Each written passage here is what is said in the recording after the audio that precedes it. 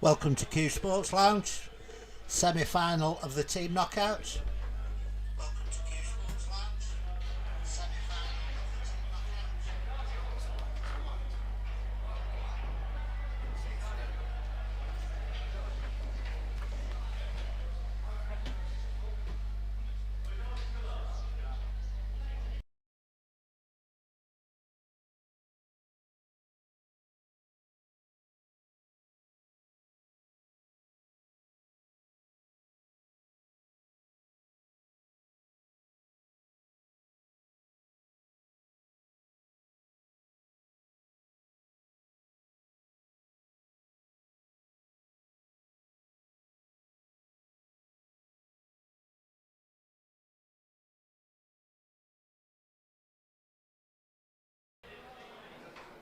Well, good evening, everybody. Welcome to Devil Pool live stream. My name's Paul.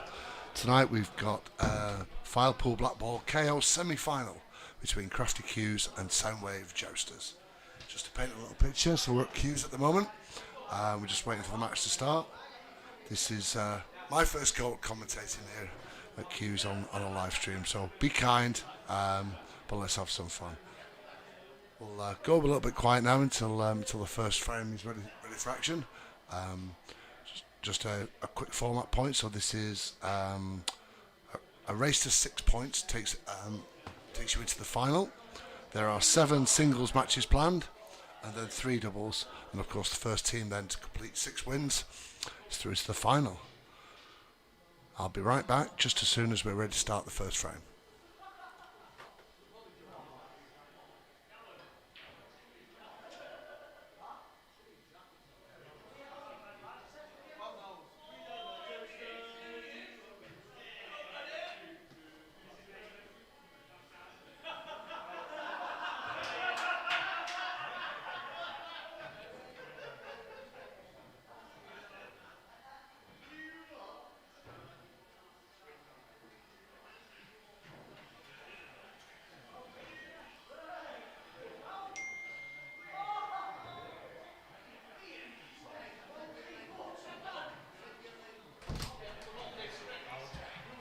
That's what I know of, mate. All right.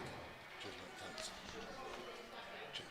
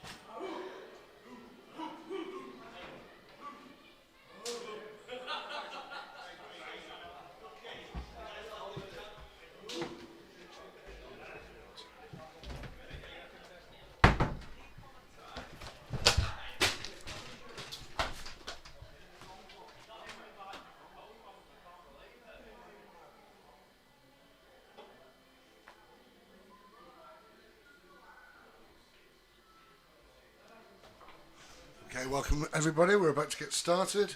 This is the first semi-final between Crafty Q's and Soundwave Jousters live at Q's. Just a quick format point. So Soundwave Jousters won the toss, but passed over first pick to Colin, captain of Crafty Q's, and he's picked Tyler Payne to go first. All we're waiting for now is to find out who Soundwave Jousters have picked for their first singles game.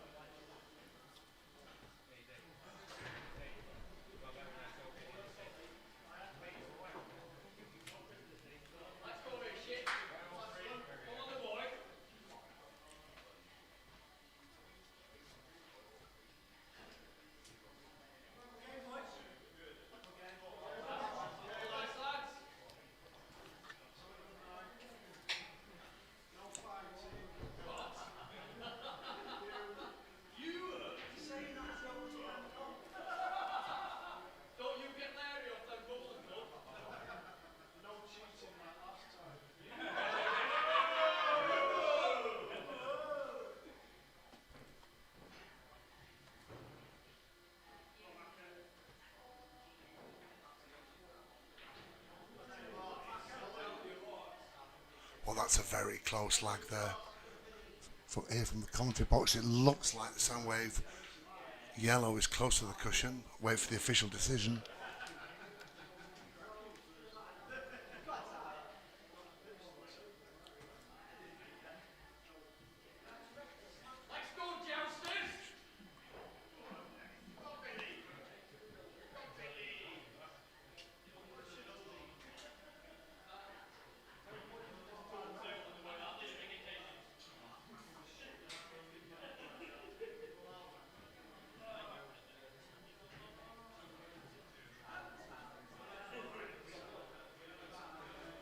Start off with a couple of shout outs to people that are watching from around the world. Big shout to Lawrence Addison.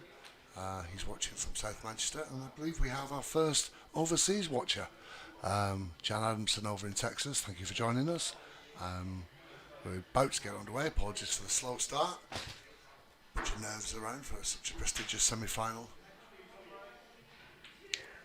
So, Tyler Payne to break for Crafty Q's.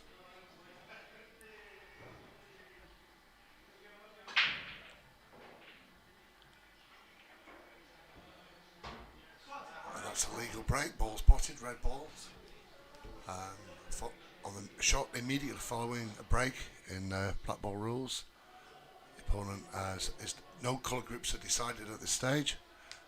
If Tyler can pot, I probably would look to go for reds at this stage. If he pots a red on this visit, then he's reds.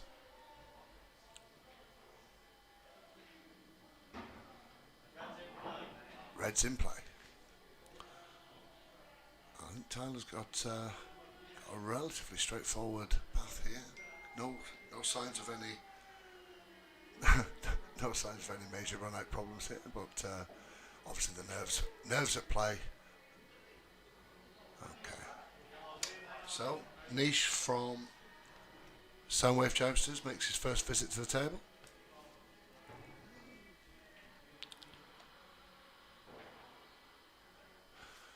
So he's got those two yellows, a very potential problem just over there on the left middle.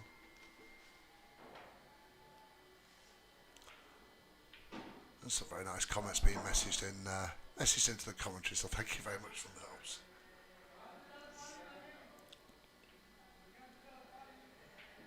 So Michael Niche has got himself into all sorts of problems straight away. So he's snookered himself. So in this game he has to call total, which means he doesn't have to hit a cushion after contact.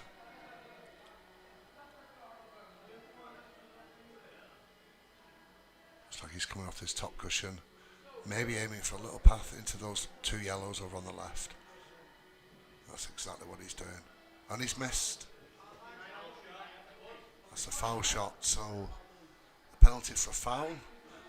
The incoming player can take ball in hand behind the white line at ball end, and he gets one free visit where he can pot an opponent's ball if it gives him an advantage, but unlike in Monday 8 ball rules,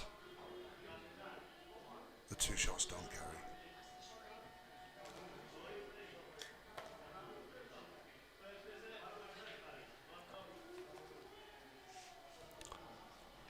And yes, lol, sexy Tony is most certainly in the building.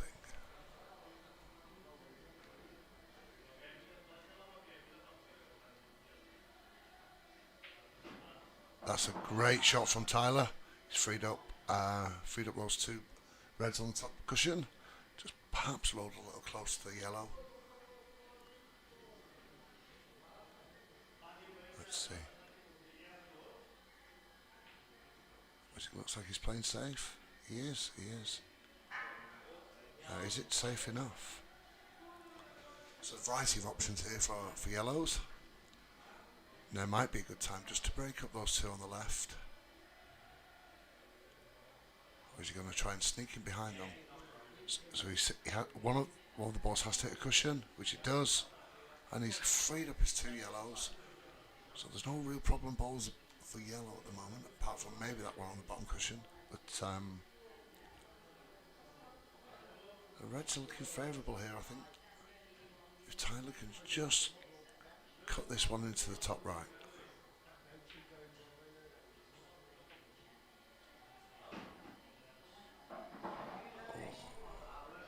It's a great pot, but he's just a little bit unlucky with this position.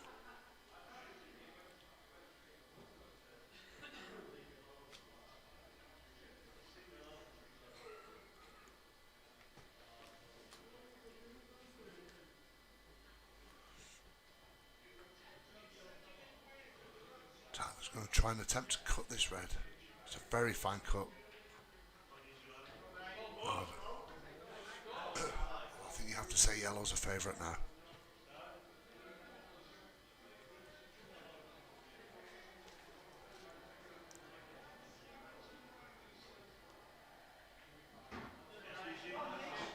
Yeah. No real problems to running out here, other than the pressure of this being a semi-final.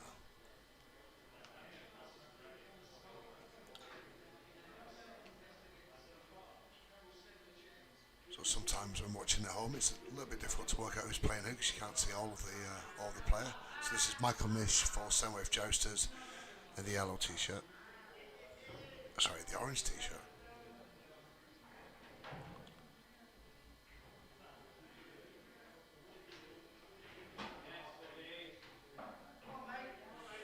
And maybe he's rolled a little bit further than he wanted to, but he can still cut this one in on the right middle. Out off the bottom cushion. It's hard to tell from here whether that yellow passes the red into the side pocket.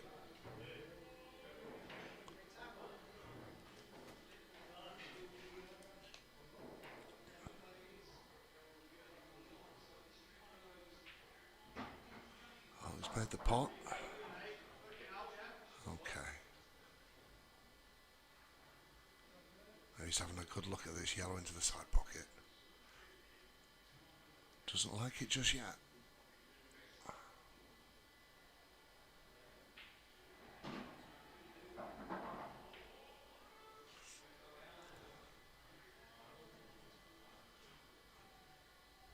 So it looks like the yellow does pass this red.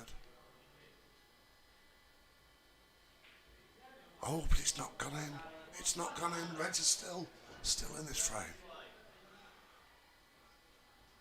And with the yellow and red so close together, there might be some snookering opportunities here for Tyler. Unless, mind you, maybe the right shot is to drop this red in the side right now. I don't think he'd be able to hold to the red in the top pocket though. Let's see what he's got up his sleeve.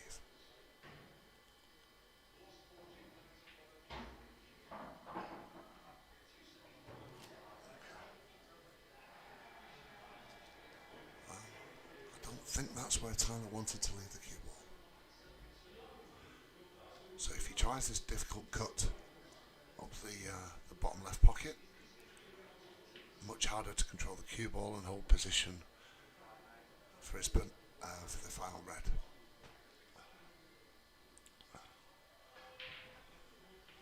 Now remember, unless a ball is potted, after contact, either the cue ball or the object ball must hit a cushion. Oh, and that's a great snooker. So advantage very much on reds now for Crafty Cues.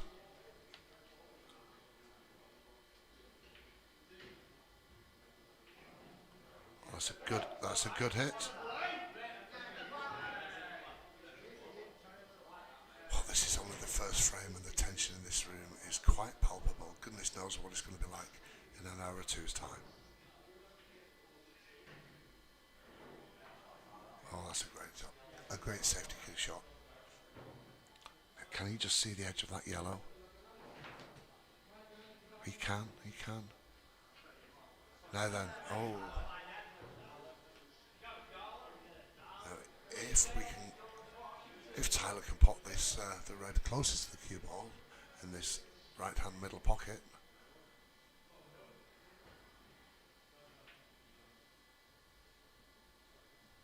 That is a great pot. All he has to do now is roll this red into the middle, and he's on great position on the black.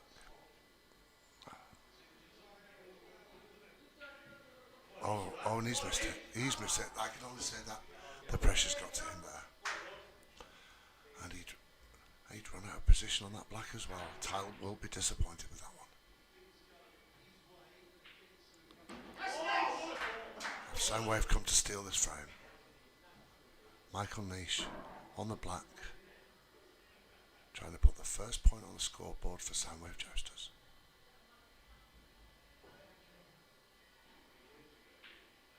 And it's there.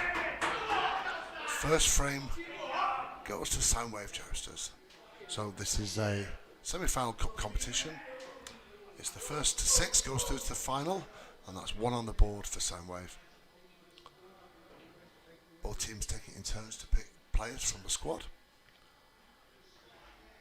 And there are 7 singles matches, and if there's no result after 7 singles, we play 3 doubles. We'll get to the format of the doubles match later on, because I think this is going all the way. I'm going to take a quick break now while we just reset for the next frame. I'll be back with you soon.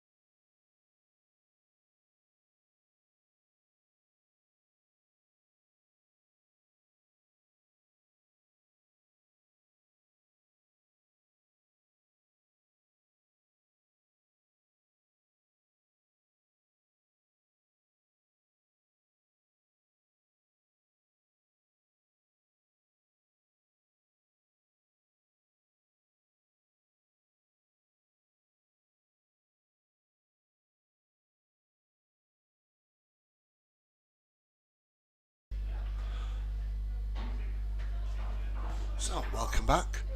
Time for the second frame. So for Crafty Cues, Captain Colin Campbell has chosen Chris Aylan. And Soundwave Jousters, just don't quite have their name to hand at the moment. Dave Fisher. For those interested, each team takes it in turns to provide a referee. So Crafty Cues refereed the first frame, and Nathan Oliver of Soundwave Jousters will be refereeing the second frame. We like to break. Now, for those of you new to the channel, or maybe even new to the pool, so a lag basically is a challenge to send one of the object balls from the bottom cushion up to the top cushion and back, and whichever ball lands closest to its original starting cushion then has the choice of whether to break or not. the break is usually considered quite an advantage. So here we go.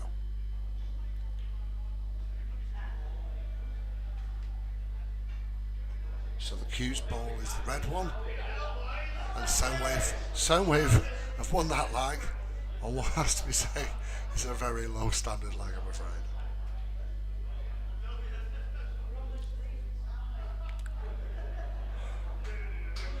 I suppose I ought to declare somewhat of a vested interest in this game. So my name's Paul.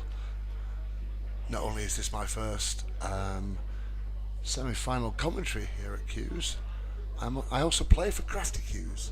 I'll try and be as unbiased as I possibly can. But that might get tricky if it gets close.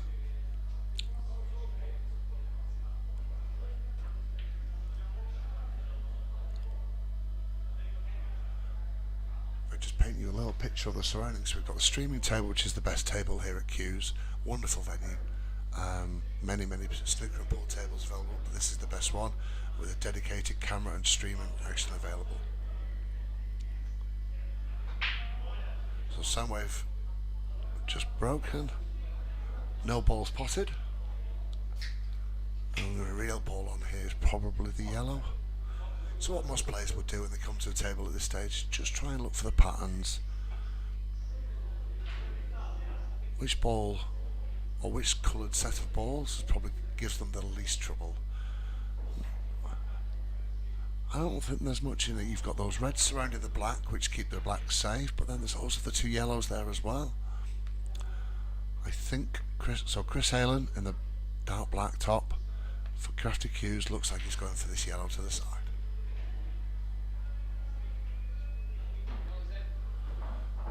Okay.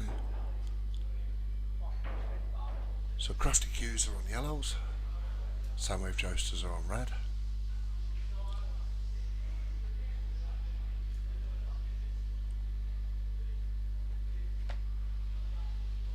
He's going to just try and drop that top yellow into the side pocket.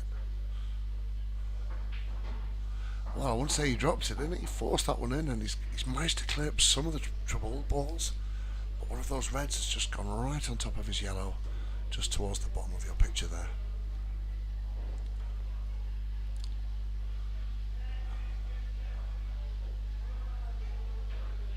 Now, often people think it can be quite tempting just to try and pot as many balls as you can. And that'll do you well in most pubs up and down the length of the country, but once you start getting into sort of league matches and cup semi-finals and all this kind of stuff, if you leave too few of your balls on the table, your opponent could just find it very easy to snooker you again and again and slowly take the frame away from you. So don't be surprised if people don't pot what might look like an obvious pot, for those of you new to watching this.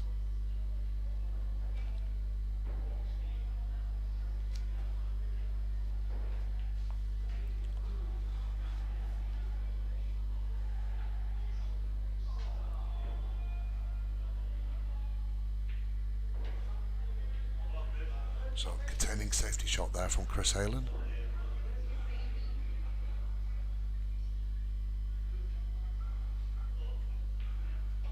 So although there's fewer yellow balls on the table, basically I think control of this frame is with the reds, just because of the way they've got those red balls surrounding the black.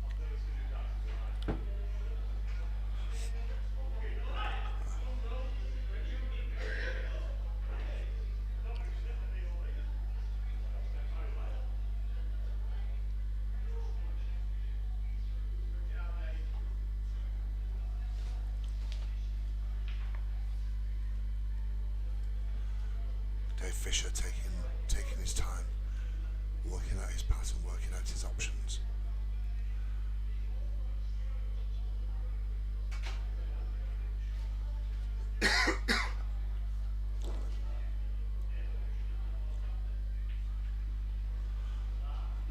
Well, he's missed that by just a short distance, but it's not rolled well for him on the miss.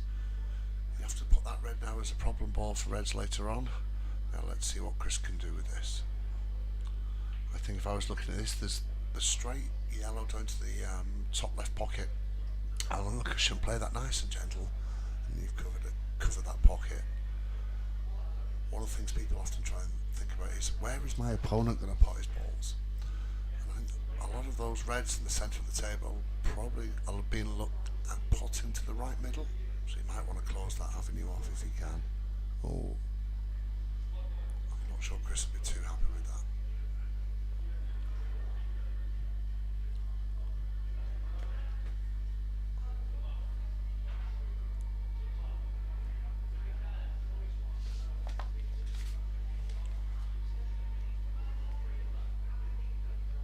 So there's no shot clock in this league format.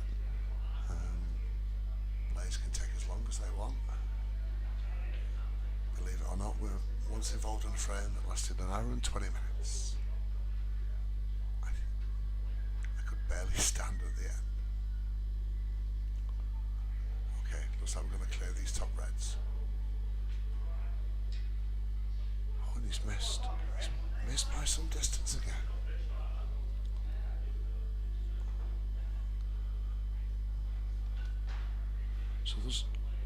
So the challenge for yellow, that's Chris Aylan playing for Crafty Cues. He's currently on yellows. The three open yellows are fairly straightforward. You've just got the yellow that's nestled behind the red on left, and then of course needs to try and find a way to free up that black.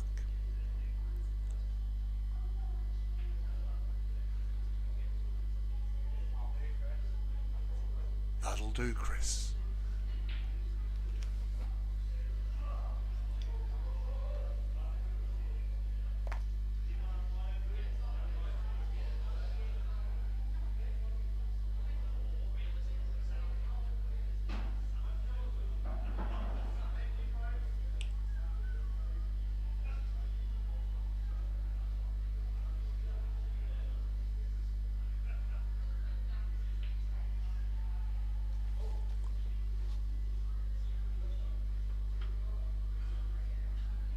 So Dave Fisher's probably trying to work out whether to leave those three reds around the black for a bit longer. But if he ultimately has to free them up to have any hope of putting it and winning this frame. I think you have to say yellows are currently favourite.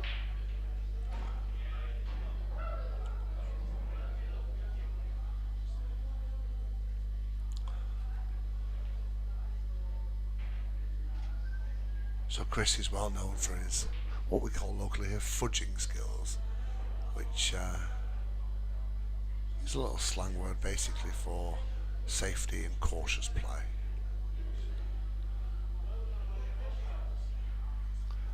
Dave Fisher at the table for Soundwave Jousters, taking all the time he needs.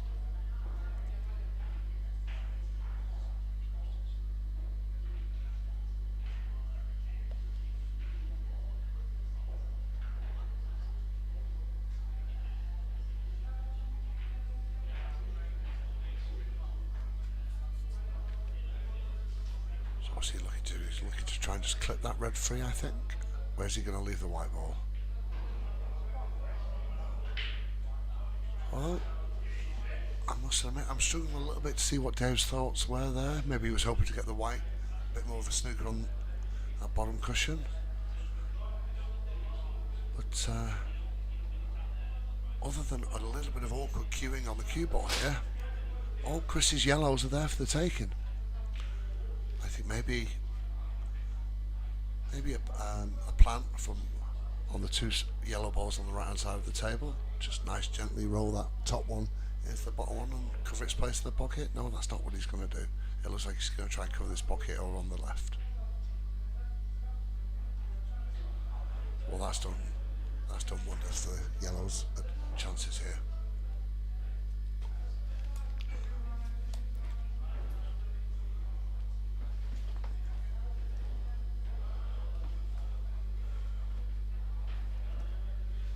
This is the second frame.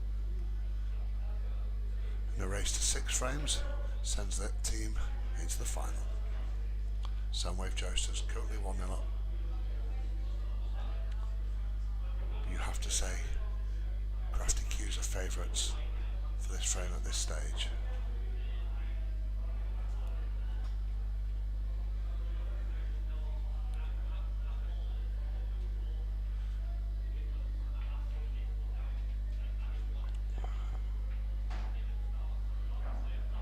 So it looks like Dave's just going to try and clear these couple of reds. He's trying. Oh my goodness me! He's trying to snooker. He's trying to snooker his opponent behind that red, and he's left it on. Well, here is a golden opportunity for Chris.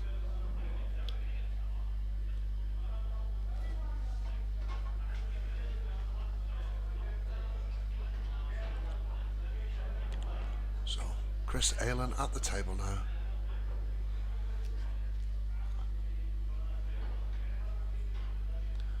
Now, from where I'm sat, I think the white ball does pass this yellow over the pocket on the top left.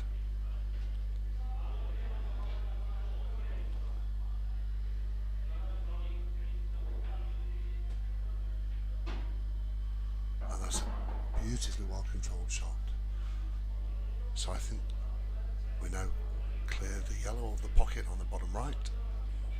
Just a little bit of running side to bring the cue ball up towards the middle, to just where Chris is looking now, to take this yellow down to the side.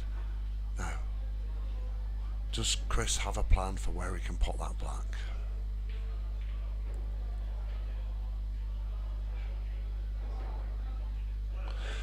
Well, if he did, it's largely irrelevant now.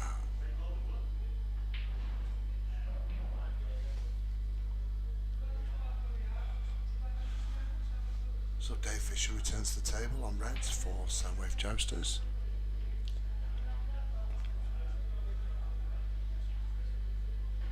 What's he trying to do? He's going to try and screw into this little group of balls here, I think. Oh no, he's not. Oh, no, I don't think he wanted to pot that. I think he wanted that red to stay over the pocket to make it harder for yellows to win.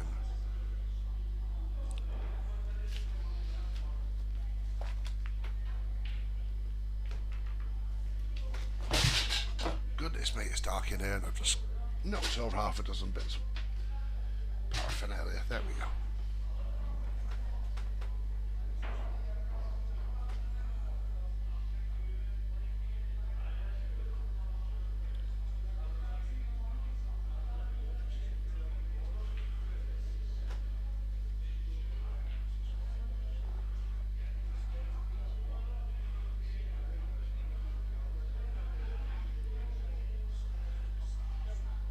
The fact that the black is just surrounded by those reds is what's keeping Soundwave Jousters in this frame at the moment.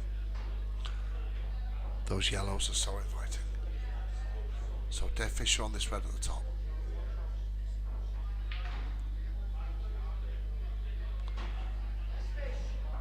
So he's made that first red, but now, unless he's seen something that I haven't seen, maybe the red just to the right of those three, is he going to try and pop that in the far corner pocket? Given his cueing, this would be a remarkable shot if he could pull this one off.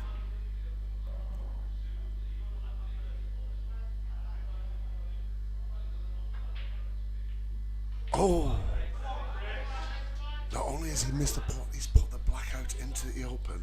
Now the black's still in a tricky position, being quite close to that left-hand cushion. But if Crafty Q is going to make it to this final and win this semi-final, these are exactly the kind of positions we need to be clearing out. 4 good shots required, and there's the first one. So he's just going to run this down with a little bit of running side. Sorry, maybe just a bit of top. Cue ball to bounce just a little bit way off the cushion and leave him with an angle on this final yellow. That's exactly what he's done. Now maybe a little straighter than he wanted to be. It's a tricky pot for the black to the top left. Is he going to try and cannon the black? Oh, he is. Oh, he is, and he has. It's a remarkable shot. So, although this is an easier shot on the black than it would have been had it stayed near the cushion, this is by no means a gimme. Black to the corner to tie the match. It's there! Excellent finish from Chris Aylan. That's 1-1, and I'll be back in a few seconds when the next frame ready to start.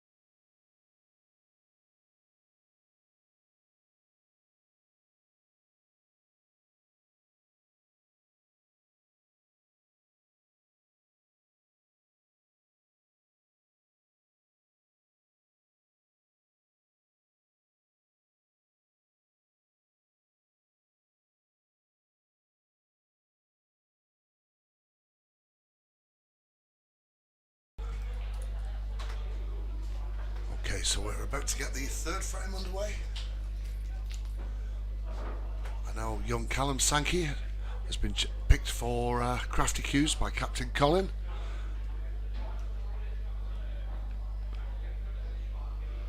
I'm just waiting to hear who Soundwave Jousters have picked for this next frame.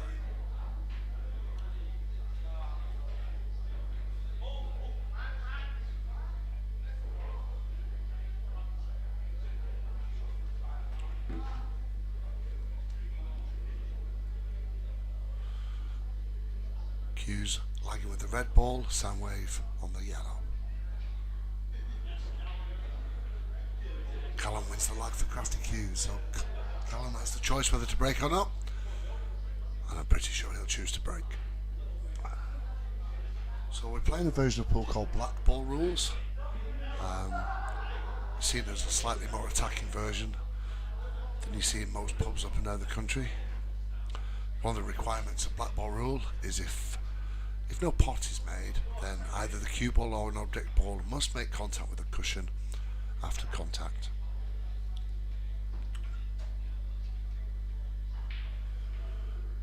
And the balls are racked in the traditional yellow tick shape.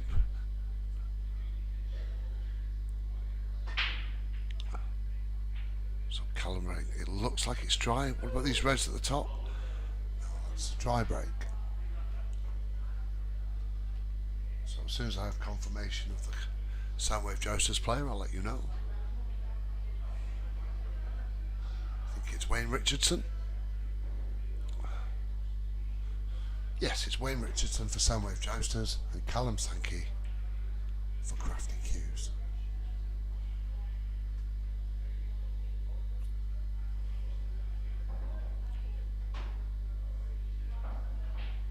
Soundwave are on red. Now he's probably going to leave that red over the pocket, although it's not really helping that much.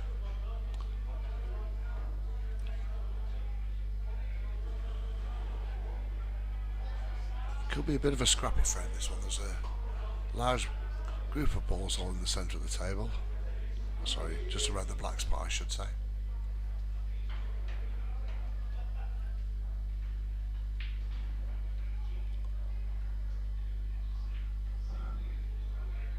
So Wayne Richardson's nickname is Ducky. I've just been informed by Soundwave's captain. So Ducky in play on reds, and Callum Sankey for Crafty Cues on yellow.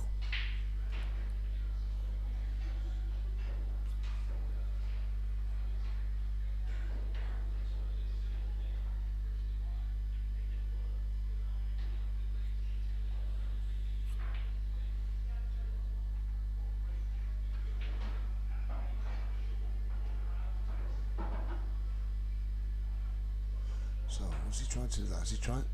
Does this red to the bottom right go? He must think it does, otherwise I'm not sure why he would have played that shot.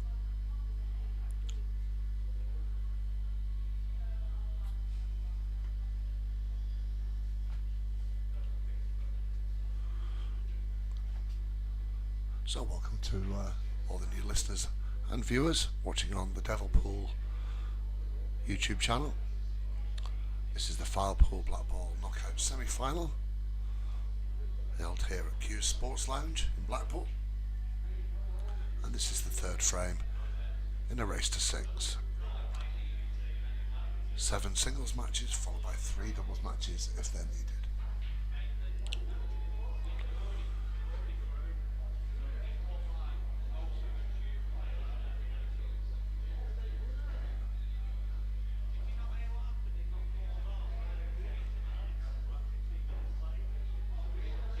So I think what Duck is looking to do here, I think this red to the bottom right does go. And I think he's just trying to look what angle he needs to leave himself on this bottom red to free up the other two.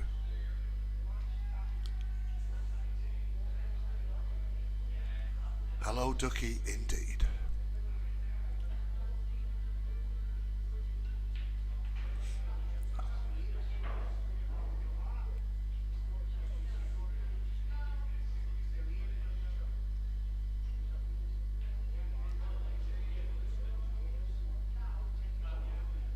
So I'm absolutely thrilled to learn that some of my old local radio presenters are tuning in, watching on YouTube. So a special shout out to Lawrence Addison and Tim Eden.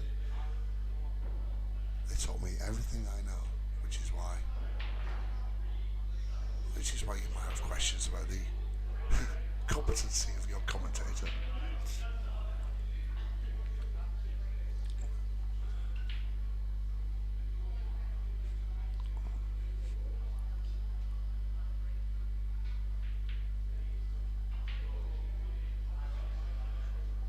So Callum Sankey, Lancaster University. He also plays for Q's Spin Wizards on a Monday. And Callum's one of the top players in the Tuesday League division. He's got his work cut out for him here though.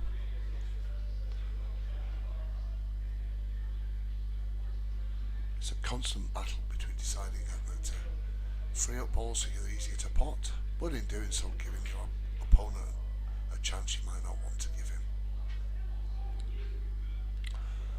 What a shot. Oh, and it's just not quite dropped. Oh, and it has dropped. Clearly a tram went past outside. That's a remarkable shot from the young man.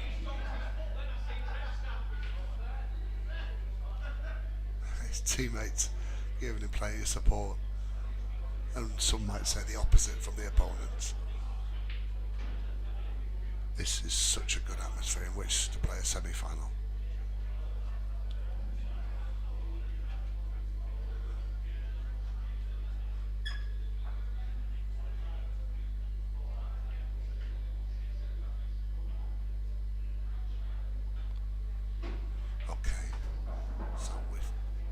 Time for Callum to decide what to do about this little group of yellows here, just around the black spot. Remember, a ball must hit a cushion, so it looks like he's probably going to try and send that red. Oh, he's found an angle to pot. That's quite remarkable.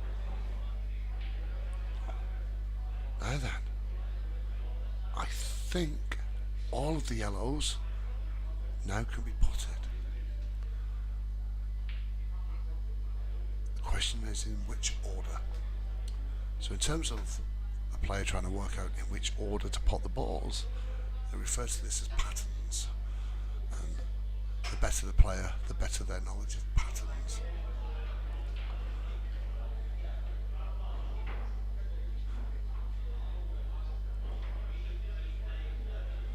It's quite risky to try and take a run out, because if he does miss any of these yellows, then the reds are there for the taking as well, so there's quite a lot of pressure on the young man's shoulders for this frame.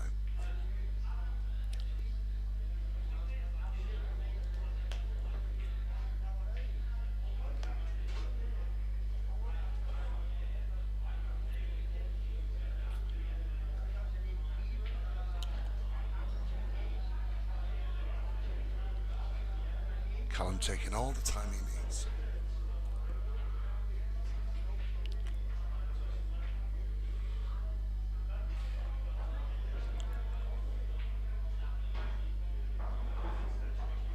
Well, I'm not sure he likes how the cue ball's left after this one. This is a very difficult cut to the right middle, and even if he makes it, I can't see where this bottom yellow goes. So some decision making to make here for Callum.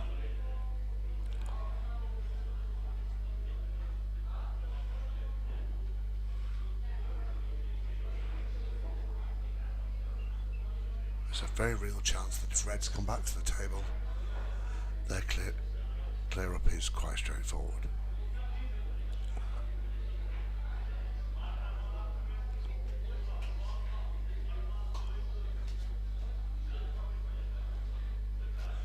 So yellow into the side pocket. And that's not gone well at all. Not only has he missed the pot, he's put the yellow on the cushion. Advantage Ducky here. I see no problems just running these last three reds out. Screw back for the red to the centre. And then a little screw shot to lead himself with the black to the bottom left.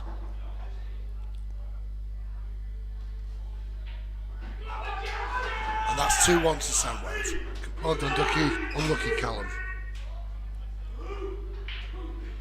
I'll be back in a few minutes, just as we reset for the next frame.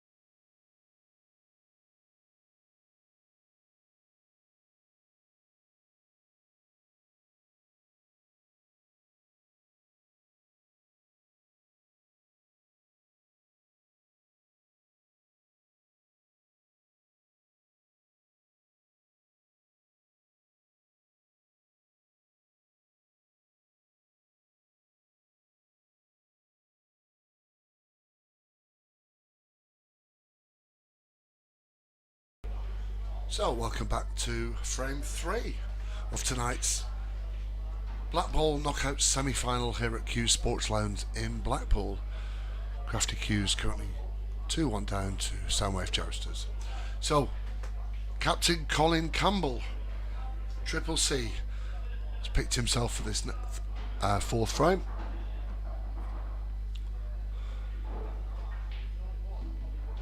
And Kez Ingham is playing for Soundwave Jousters. As usual, the lag to determine who breaks.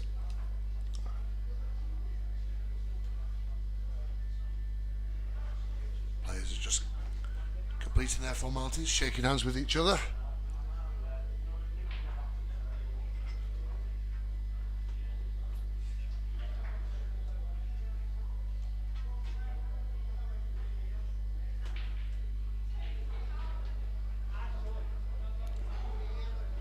Pressure is on Colin this one. Crafty Q's won't want Soundwave Jousters getting too much of a lead at this early stage. Of course, race to 6.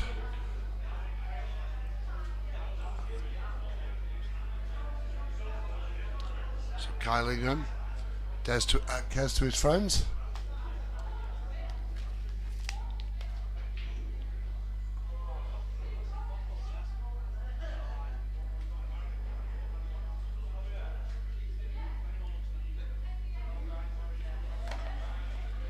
Soundwave Jousters on the yellow ball, Crafty Q's on the red.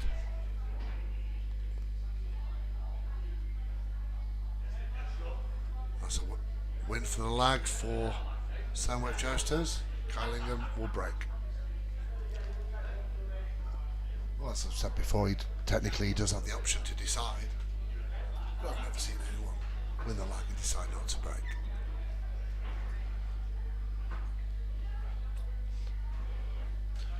Thank you again to everyone that's listening. My name's Paul. I'm your commentator of this evening. Now, declaration of interest. I am, of course, also a player for Crafty Q's. We wait to see whether Captain Colin will select me or whether he's happy with me sat in the safety of this commentary box. Who knows? Let's focus on this fourth frame. Very important one for Crafty Q's to bring the score back to 2-2, I think.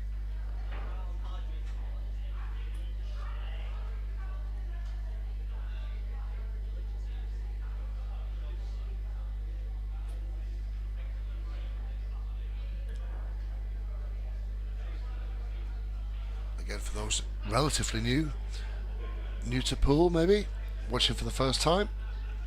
So all 7 balls of each colour, that's reds and yellows, and the black, put into a triangle shape with the black ball at the centre of the intersection between the bottom 4 pockets.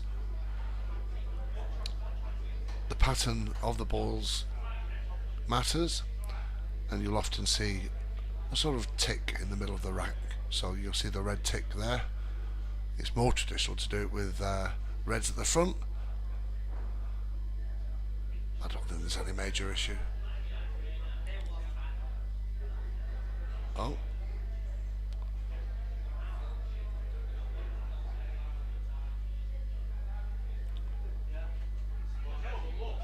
There we go.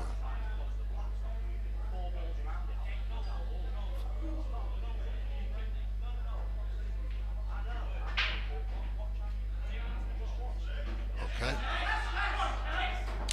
Well, that's very interesting. So it looks like 2 yellows have been potted off the break. Now in black ball rules, that does not make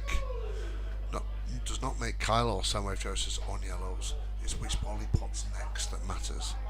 And as I look at it, yellows are a better option, but I don't see he has a pot on. Can't quite tell whether the yellow just to the left of the black goes into this bottom left pocket.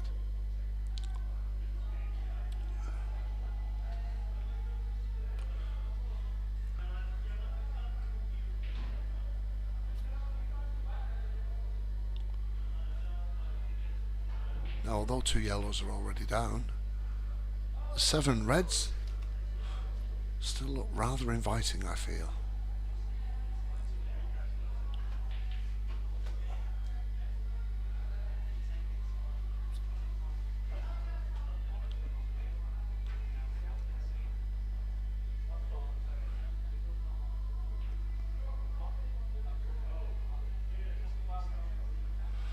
So it remains an open table. That means no colour groups have been decided at this stage. Looks like he's trying to cut this red into the side.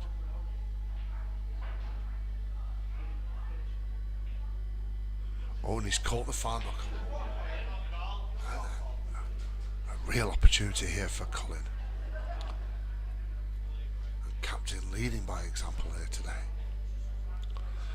If he can score a win in this frame and bring the match back to 2-2, I think we've got one hell of a semi-final for you.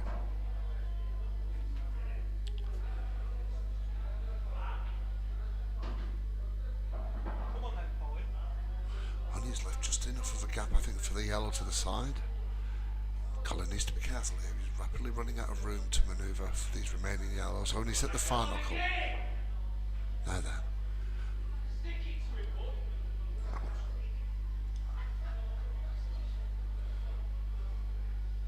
So if you can pop this red to the far right, sorry, to the bottom right, with left hand screw, I think that gives him the ball, the cue ball right back in the middle of those yellow reds in the middle of the table.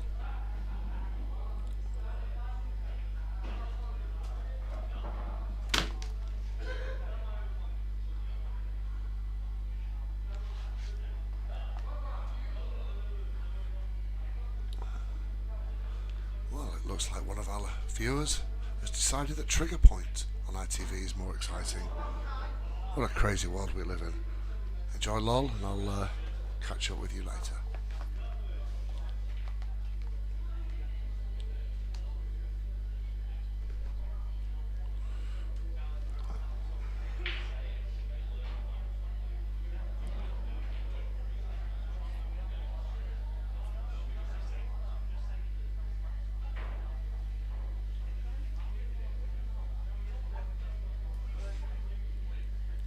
This is Kessingham for Soundwave.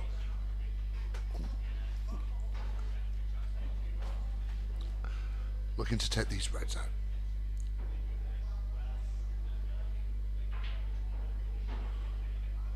Okay. Well, I'm not sure that's what he wants to do with the white, but he's still got an angle here on this red to the bottom right to hold for the one on the opposite side, on the left hand side of the table, for his next shot. Oh, that's not what I expected. And by the look on Carl's face, I'm not sure that's what he expected either. So I think the right shot here is to try and plant the two reds nearest the cue ball, one onto the other, into the right hand side pocket.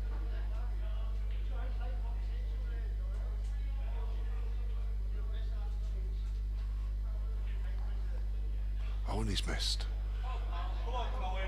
Now where's that cue ball gone? Can Colin find a way to clear up from here?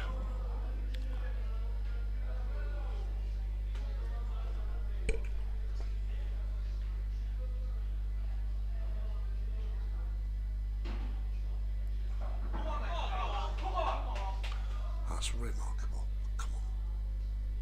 3 good shots required. Oh, that's beautiful. That's absolutely beautiful. Look at that. The yellow drops into the side here and he's automatically in position for this black. Is this a captain's innings? Come on, Colin. That is beautiful. 2-2. What a semi-final. Back soon.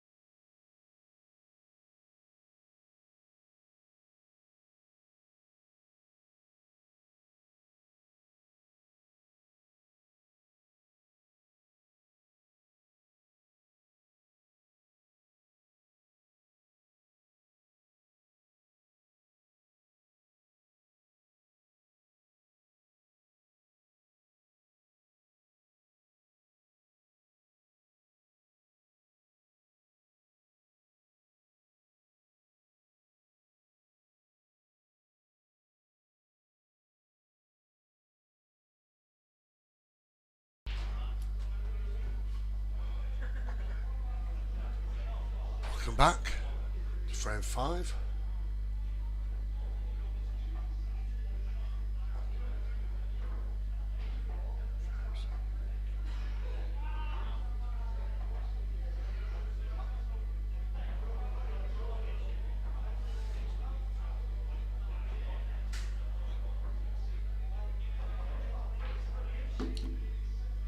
So welcome back. Just a few technical issues with the scoring. We resume at 2-2 in this File Pool Black Ball knockout semi-final here at Q Sports Lounge in Blackpool.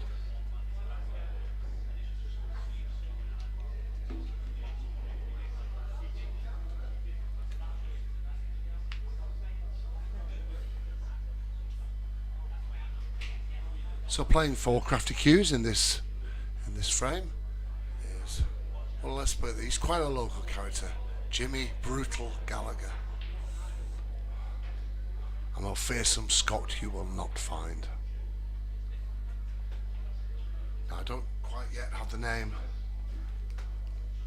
of the Soundwave Jousters name. If you just give me 1 second. I will get that written.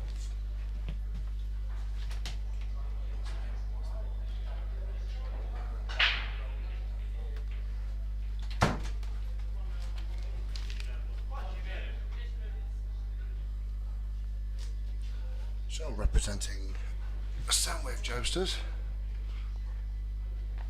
and all the lights have gone off, so I can't even read my notes. There we go. Darren Cronin versus Jimmy Gallagher, brutal to his friends and to his enemies.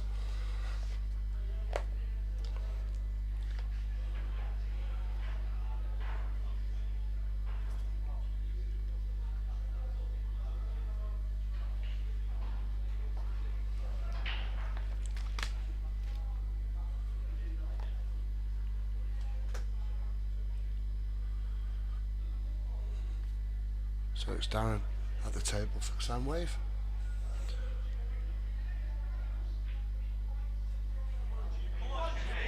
And it remains an open table.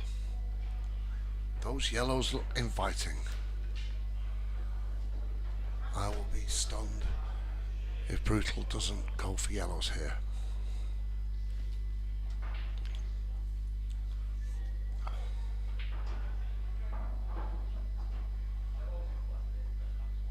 So that's Crafty Q's on yellow.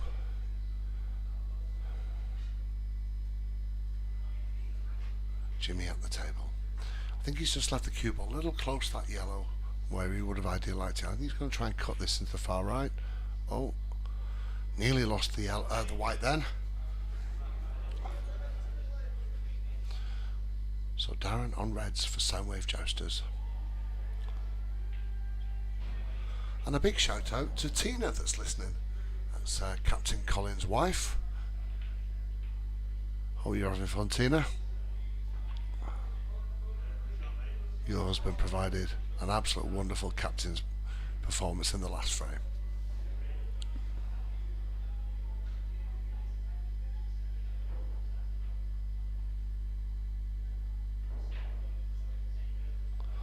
Oh, just a little short.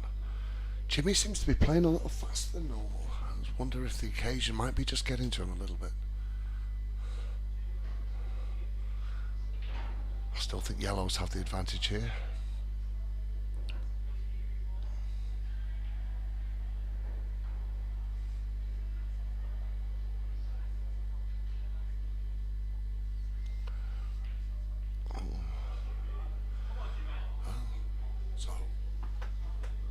Yellows really only have one difficult ball to deal with, and that's the one right next to the red on the top right.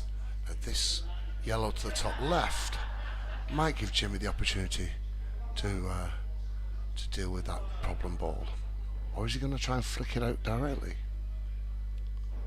Remember, all these players can pop balls. The difference at this level is, of course, what you leave.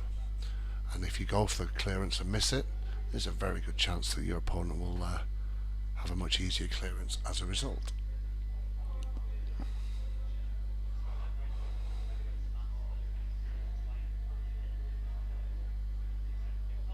He's only a short man, is that, Jimmy? I'm not sure he can reach. There we go, that's better. flick that yellow just onto the cushion. Nice safety containing. It's those kind of shots that win you frames. So don't forget, this is a race to 6. There are 7 singles matches and 3 doubles. We've had 4 of the singles matches so far and the score remains 2-2. There's a nice psychological boost getting to 3. You're halfway there.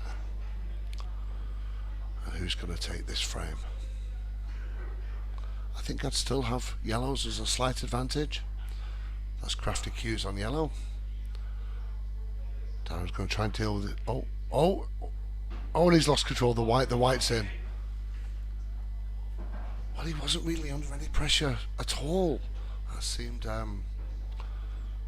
like a strange shot selection. So Jimmy comes to the table with 2 visits. Now on the first visit, he can, if he wants to, pot his opponent's ball, if that would make the situation better for him. But on this occasion, it looks like he's just going to roll this yellow along that top cushion to the top right pocket. And they're all there, really. He's probably come just a bit farther than he wanted to on the white ball here, because he wants to really get into these bottom 3 on the left and take those out in the right order.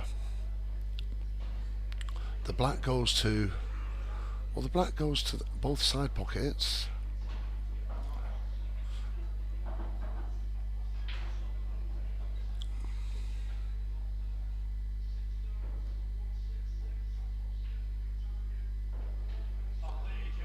Wow.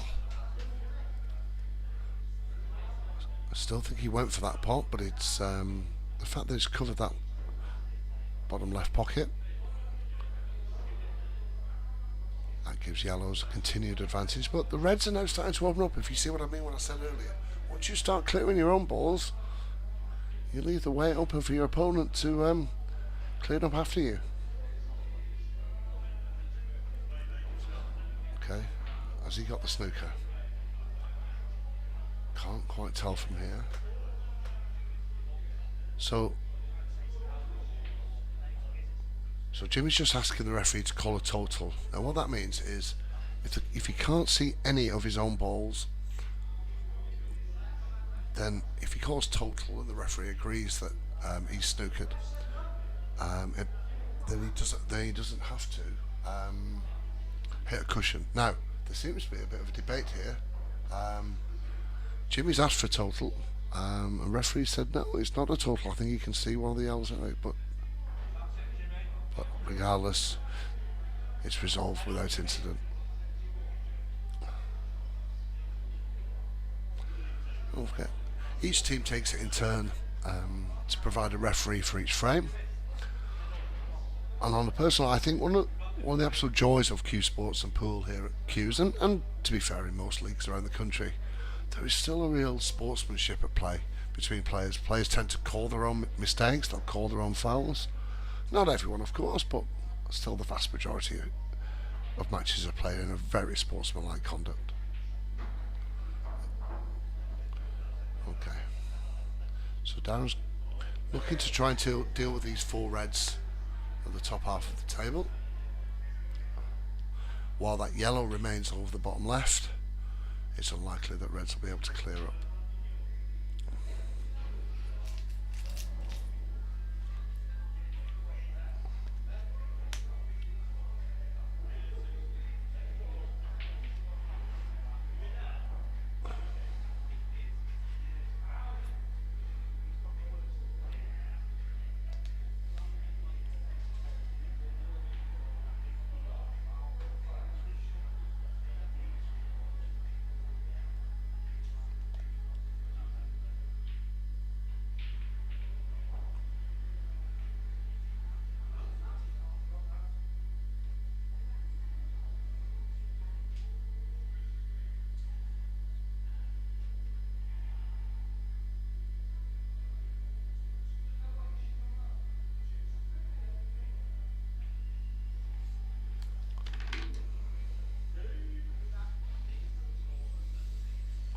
It's all getting a bit congested down in this bottom left.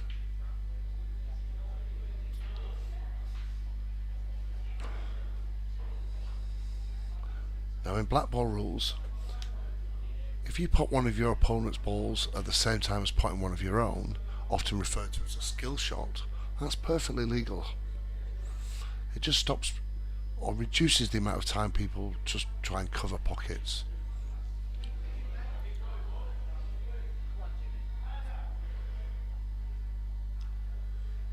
So Jimmy Brutal Gallagher looking at just taking an advantage with these yellows if he can.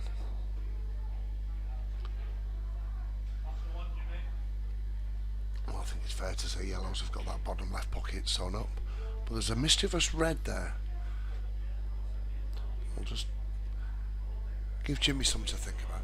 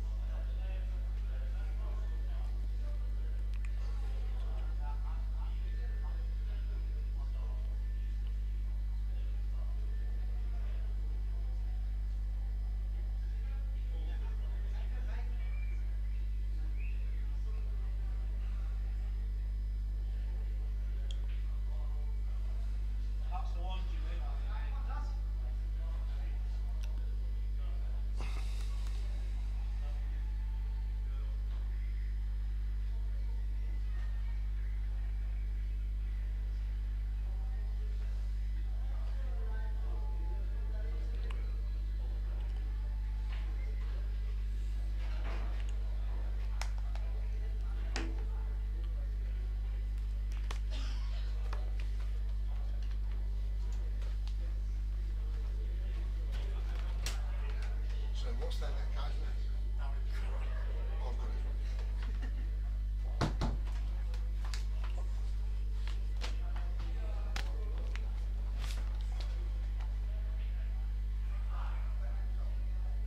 Okay. So Darren's just didn't quite get that one right. Jimmy can't wait to get into these yellows down the bottom left. Oh, so he's brought one of the problem yellows out.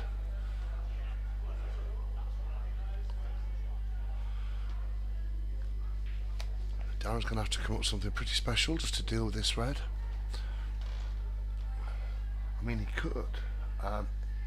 If he rolled this red to the right bottom and screw back and nudge the and plant the red onto the yellow, oh, I think that's what he tried to do. Well, all the yellows are there.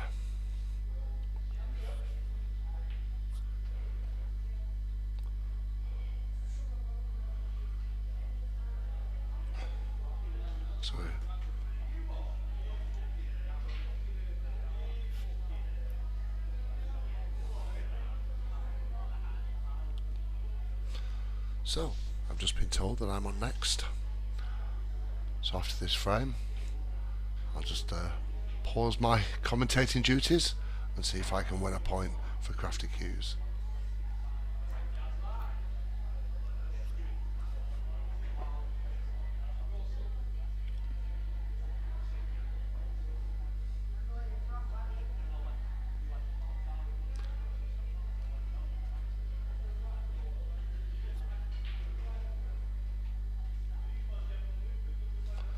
Some signs of indecision over his bridging from Darren.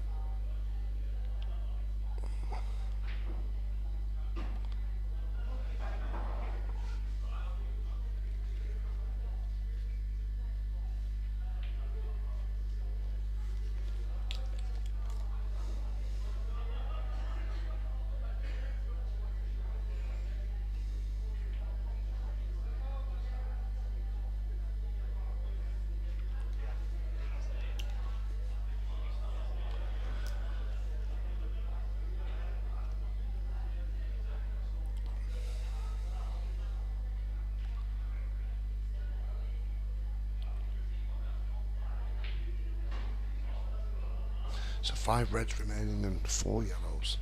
Darren, Soundwave Jousters at the table, trying to decide what to do about this red, just on this problem pocket down on the bottom left.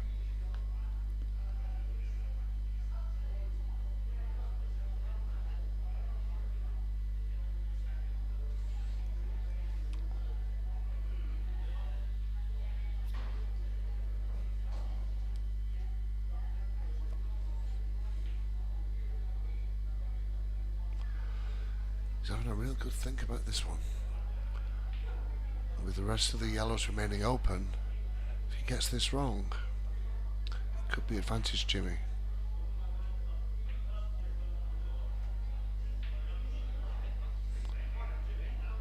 Well, I don't think that's what Darren wanted. So, opportunity here for Jimmy Gallagher. Yellow to the left middle.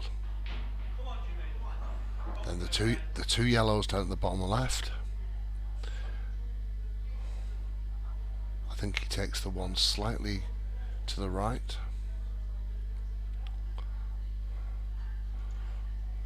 You'd have to fancy Jimmy to run these out for Crafty cues. Oh, that's beautiful. So this is join the dots. Just yellow to bottom left, yellow to right middle, and then black to top left. He's just looking at where he wants to leave the cue ball for the final yellow.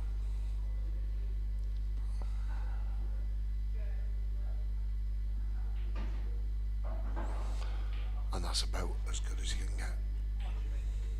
Just drop this yellow into the right middle, hold for position on the black.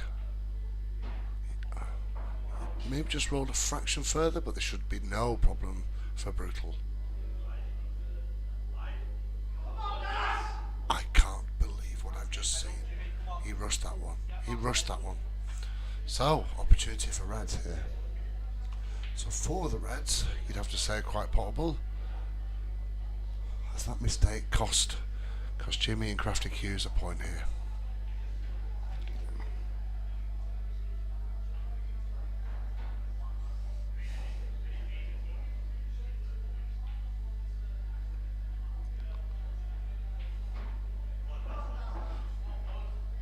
Well, that's the first one down. The two reds to the top half of the table, the ones are the most difficult. Is this an opportunity to deal with the one on the right middle? Oh, sorry, on the right, top right cushion.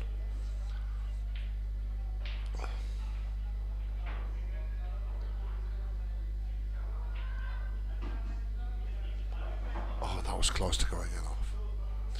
So I think he's going to try and just drop this red into the top right. And I think he's going to try a double or a bank shot on this final red. And with the black over the pocket, that's the shot that counts.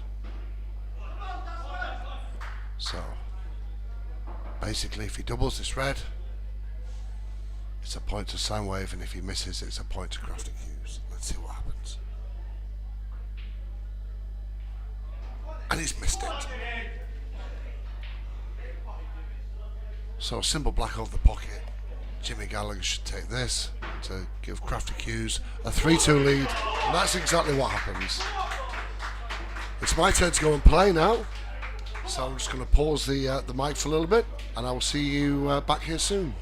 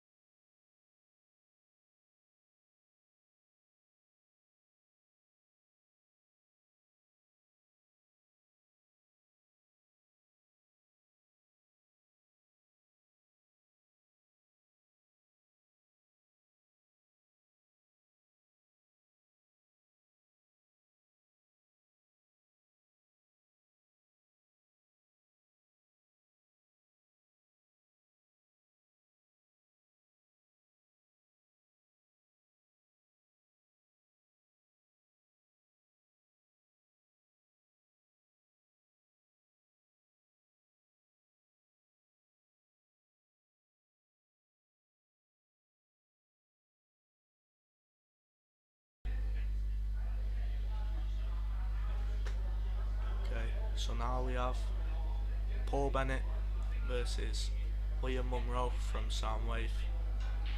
Score is currently 3-2 to Crafty Q's.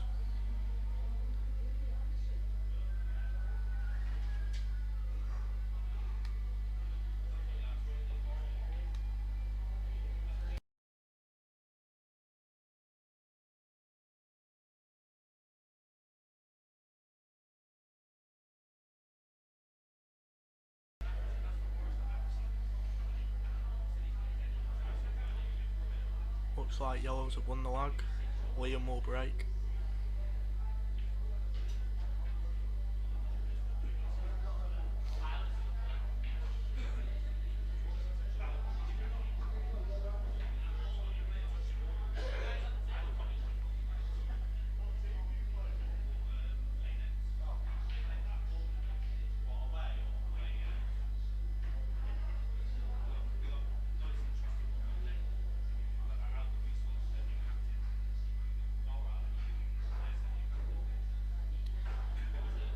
Here we go then, 6th frame, Liam to break.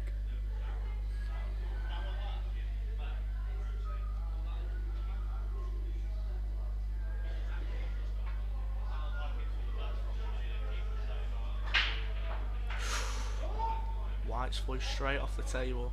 It's a very good split. Very good split.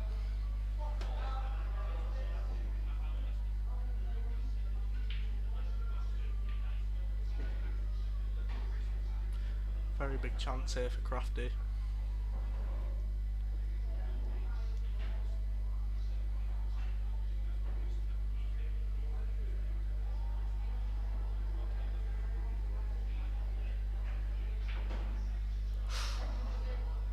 Used his free shot. Still open table though.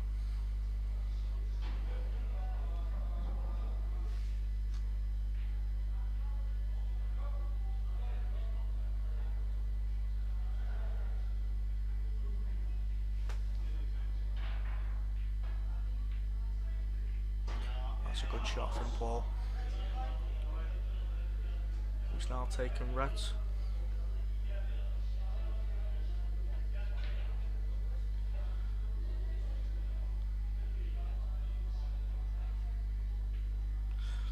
That's another great shot. It's a very big chance here.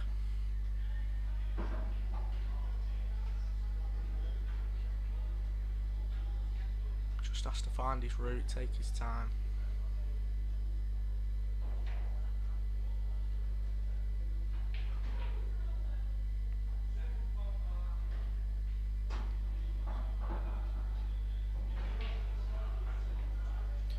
Probably wanted to come a bit further, but he might have to reroute here.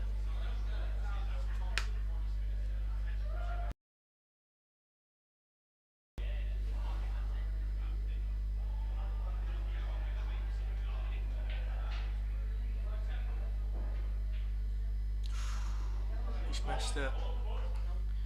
It's a great chance for Liam now. Can he capitalise on it? These yellows are very, very nice.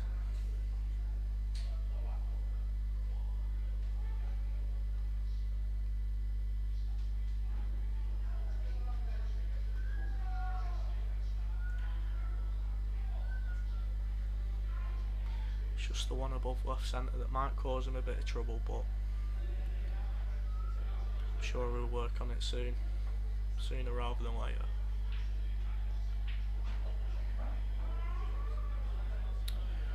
Rolled a bit short there. Wonder if he might take the double. No.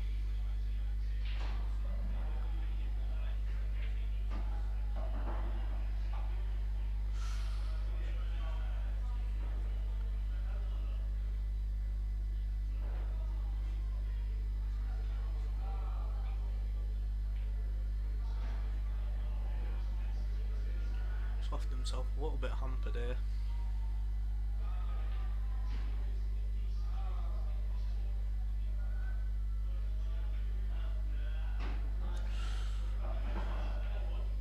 It's a good shot.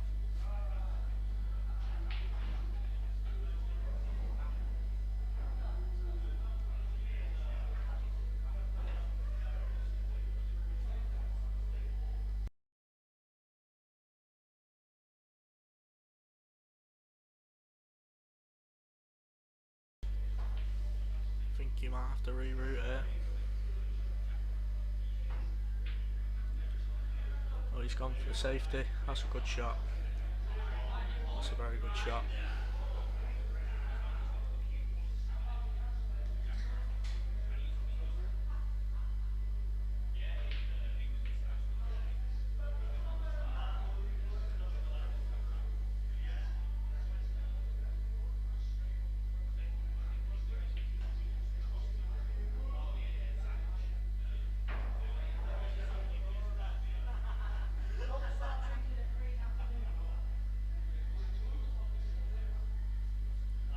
Ref just checking if it's a total.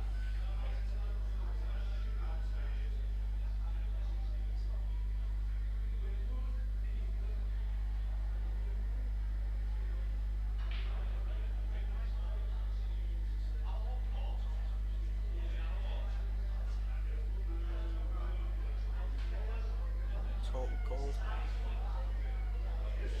Very tight, tough decision from the ref there.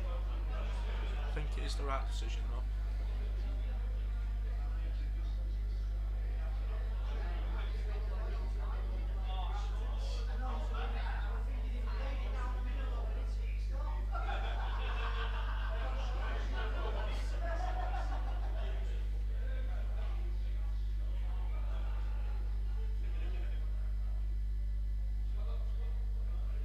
That's a great shot from Paul.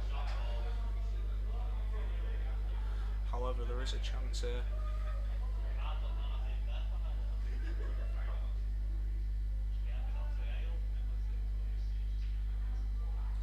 Yeah, that's a great shot.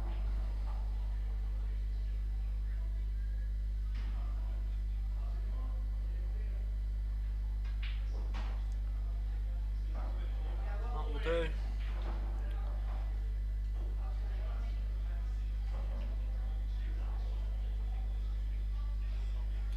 Got a bit of help from the jaw there.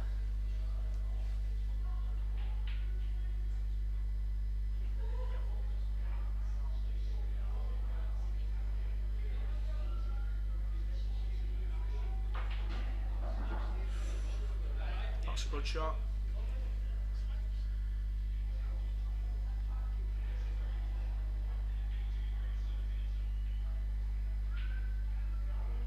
That's a great shot.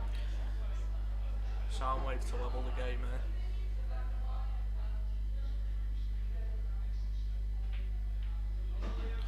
There we go. 3-all.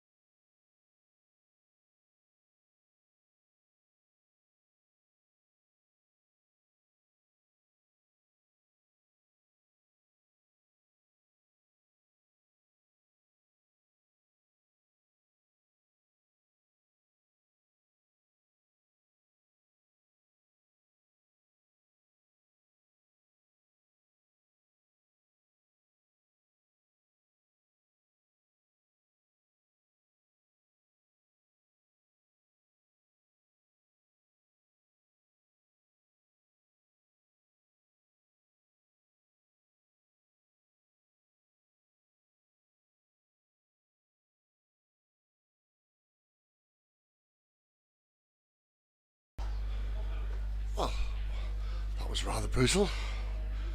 Thank you very much for Tyler for standing in commentary. I look forward to watching this back and find out what he said.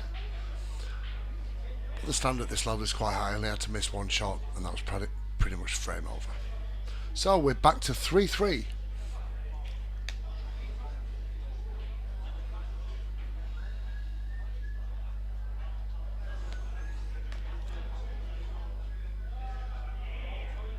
So scores tied at 3 each, and this is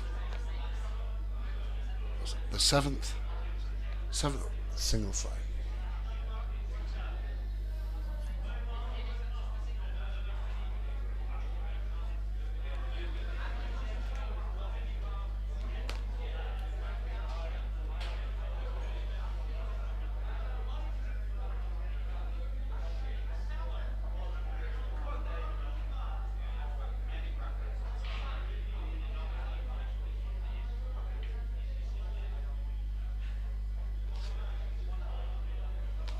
So Dave Drury for Crafty Cues on the yellow. I'll just wait for confirmation of the Soundwave Jousters player.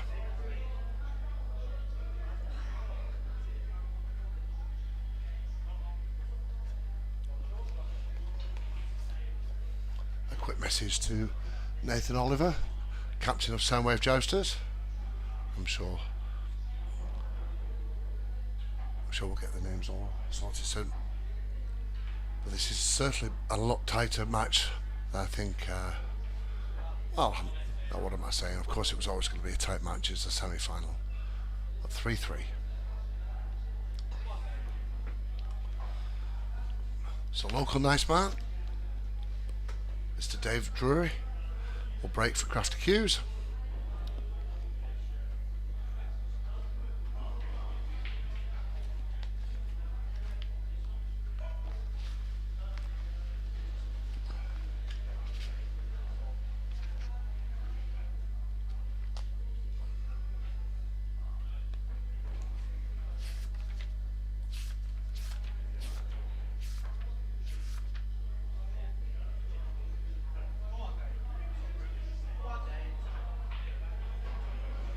So Ben Smith, Soundwave Jousters versus Dave Drury of Crafty Cues.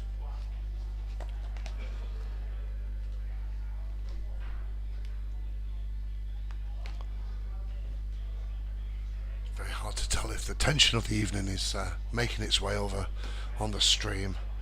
But we've got people listening from all over Blackpool, beyond. We've got people listening. Sorry, I keep saying listening because I used to be a radio presenter, so forgive me for that. So we've got people watching from all over Blackpool, Manchester, Bolton, and another shout out for Jan Adamson watching over in Texas. If you ever get the chance to get to Grant Saline, heartily urge you to seek out Bucky's. I'll leave that one with you.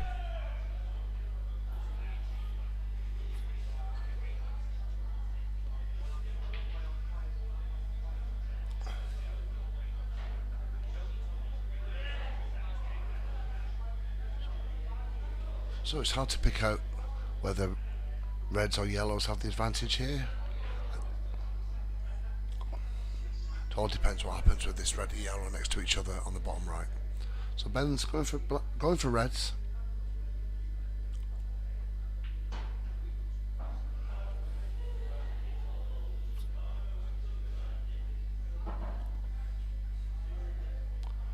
So Soundwave Jousters on reds, Crafty Cues on yellow.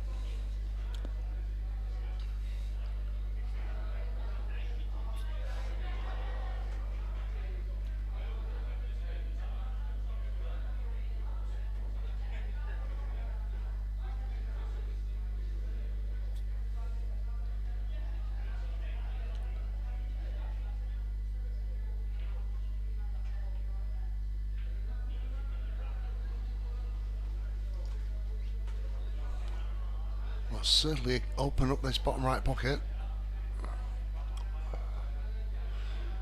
Can Dave take advantage? There's not a lot on here for him.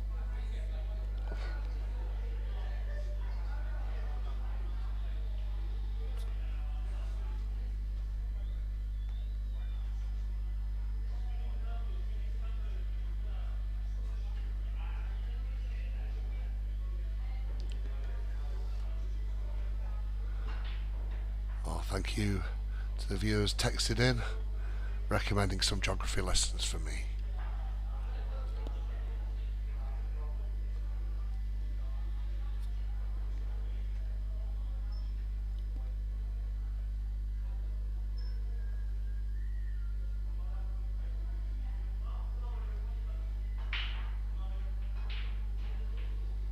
Oh, I just clipped that near jaw. Still nothing easy on here for reds. I think it might just need one or two balls to be potted, and I think the whole table will open up. It's all about what happens to these two reds down the bottom right.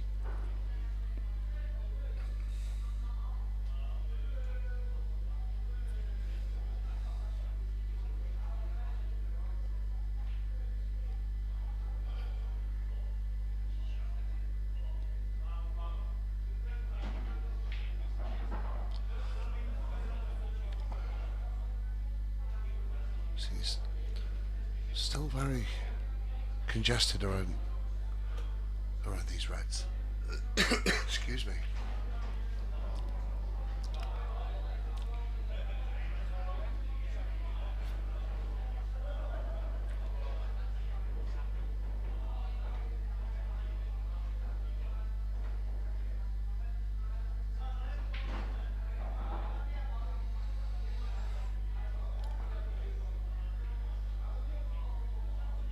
Slowly seems to be running out of position a little bit on this red's clear out. I think he's going to try and cut this red into the middle, left middle.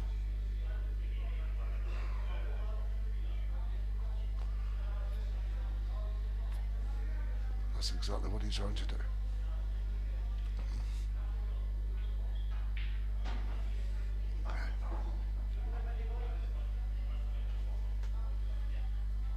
So what does he do here? He's got a very difficult long pot on the red to the bottom left, where he could try and, it's kind of an off-centre double on this top red.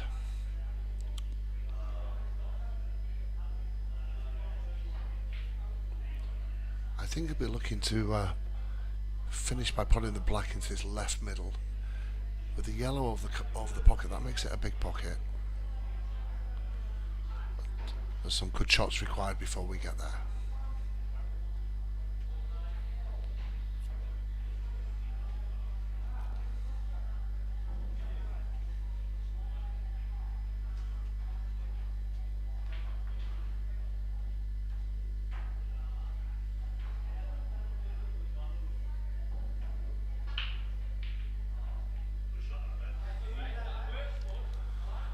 Okay. Hasn't left Dave very much. The white relatively safe up on that top cushion.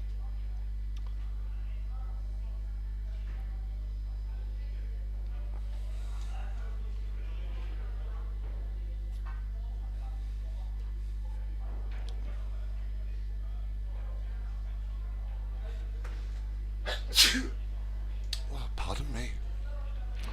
It's sneezy season here in Blackpool.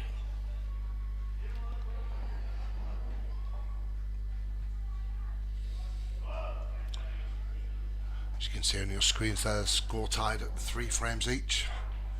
Race to 6. Both teams very, very cautiously protecting what they've got. The question is who's going to make it through to the final. Dave's having to go at one of these yellows.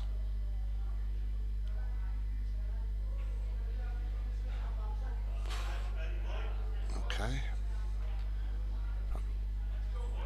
A little off there from Dave.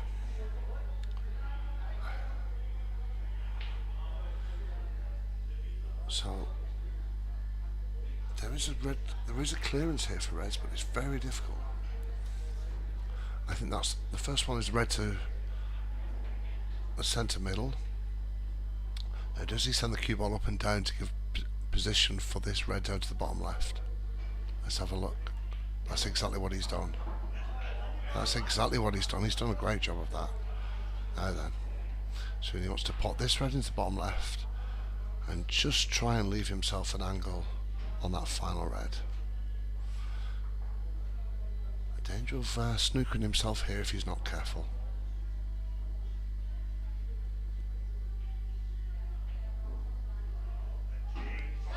He's played it beautifully. He's played it beautifully. So one final red. And they'll be looking to come up on the right hand side of this black and just drop it into that left middle. Now the natural angle of the pot in this red I think doesn't help him. He's going to have to put some work into the cue ball. Let's see what Ben can do. So that's Ben on final red for Soundwave Jousters, looking to go 4-3 up in this race to 6.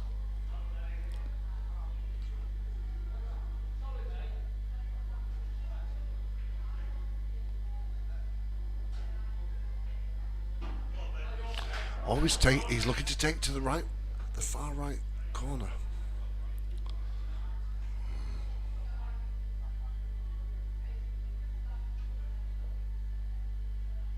Let's see. The black's on its way. And it's in.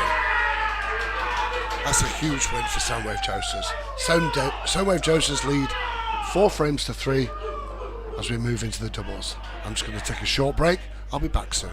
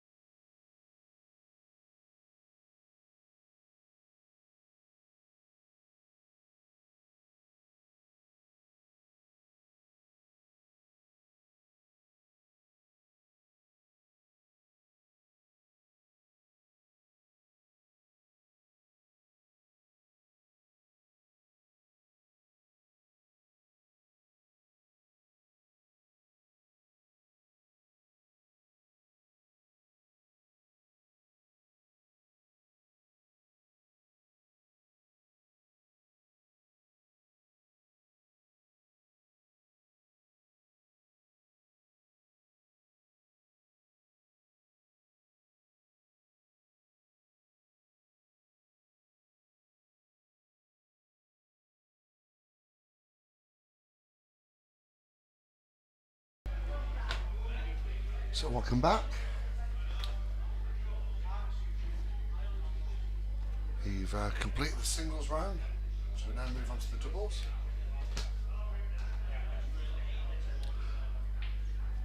So in this format we play what's called Scotch doubles, which means whichever team is currently at the table, the 2 players in each pair take alternate shots.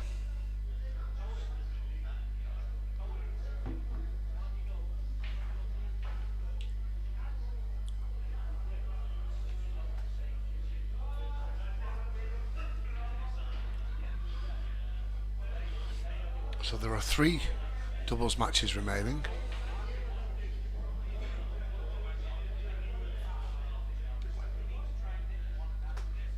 As soon as I've got confirmation of the names, I will of course let you know.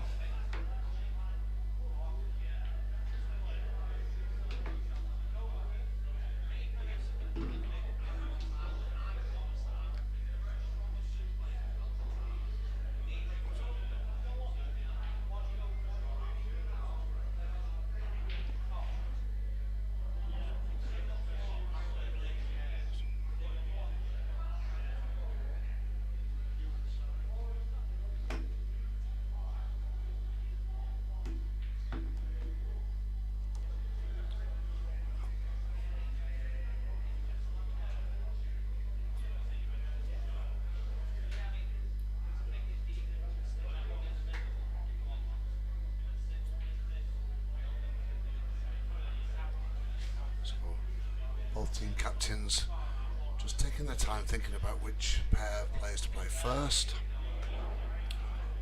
That looks like Kyle Ingham. Looks like he's been selected for Soundwave. I can't quite see who his partner is yet.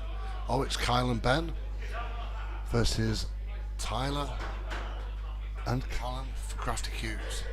So just to confirm that pairing, Callum and Tyler for Crafty Cues, Ben and Kyle for Soundwave Jousters.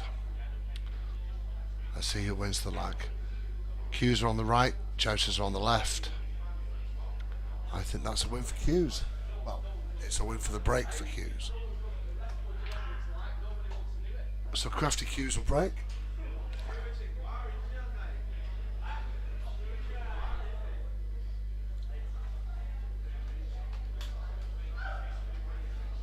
Very important for Crafty Cues to win this frame. Take it to 4-4. The score's cannoned up tied at 5-5, in which case we have a black ball shootout.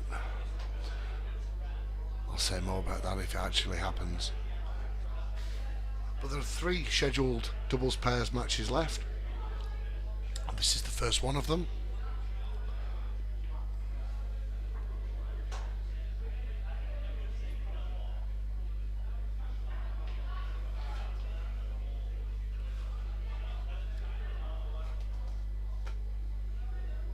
Very strong pair picked by Crafty Cues here.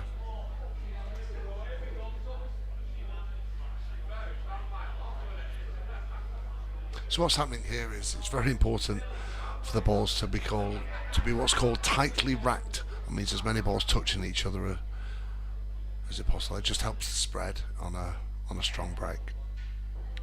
If there are gaps between the balls don't tend to separate as well. So here we go. Tyler Payne to break. He just needs to make at least one ball off the break to continue his visit.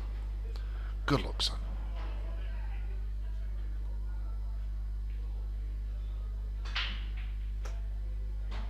And that's one ball potted, the white safe.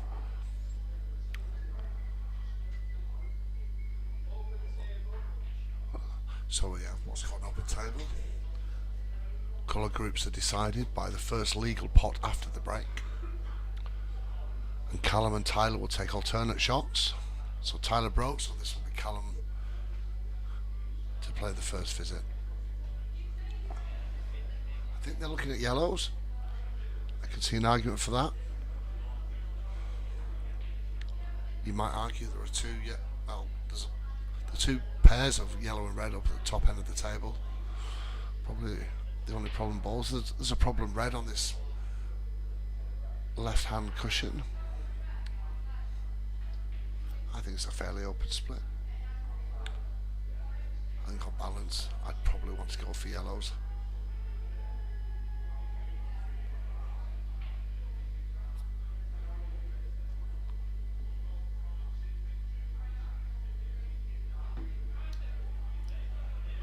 I can heartily recommend the beer at Q's Sports Lounge.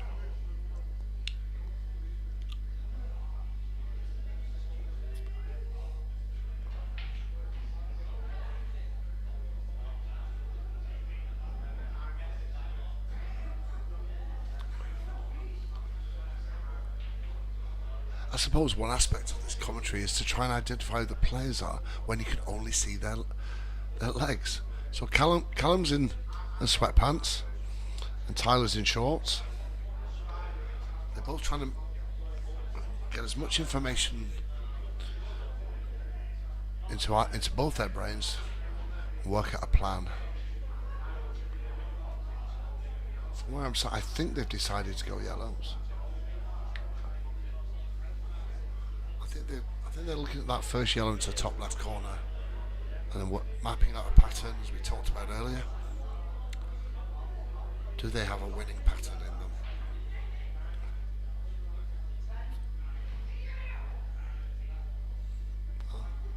The way Callum's shaping up, I think he's looking at one of these reds in the bottom right. In fact, he is. I think they want to be reds.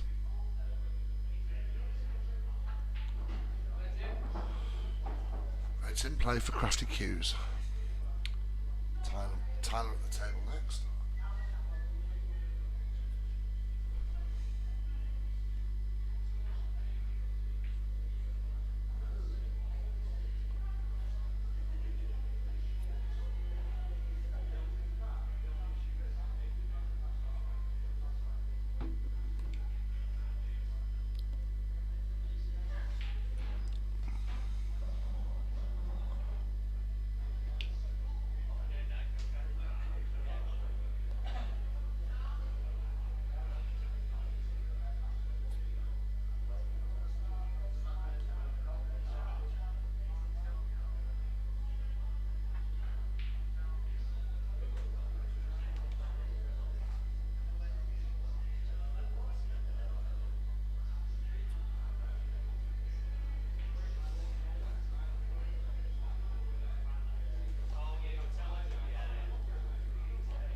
lots to think about for Crafty Q's pair at the table. Tyler looking at this red to the middle.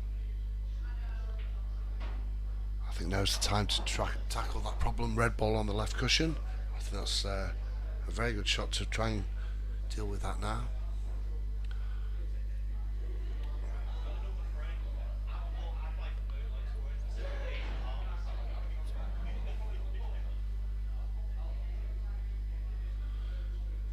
Callum to play this red down the cushion. Oh, that's beautiful. They'll be saving this red on the bottom right for their last ball, because that gives them a perfect position on that final black. So I think you'll be looking at the Crafty Q's pair to take the 3 reds at the top of the table, starting with this one on the left.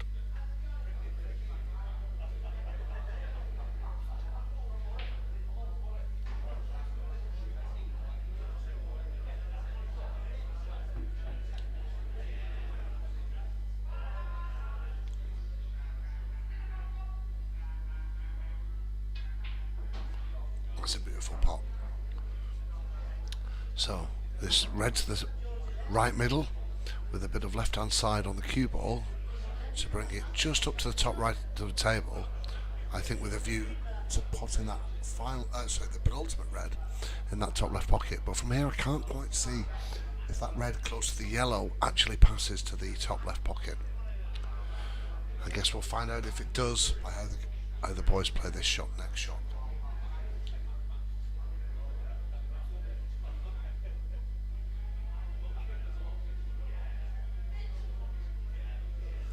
Callum to take the shot. Oh, that was almost brilliant. He very well to cannon into that pair to try and free up the red, but the red's gotten safe onto that top cushion. I think this is likely to be the end of the visit. I think the question is, what do they do about this red? And they try and double it into this bottom right. Problem with doing that is, of course, keeping control of the white. You don't want to make that difficult bank shot and leave yourself snookered behind that yellow.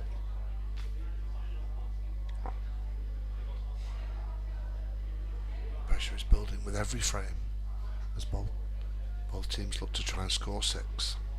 6 frames and you're in the final. Just 2 away for Soundwave and 3 for Crafty Q's.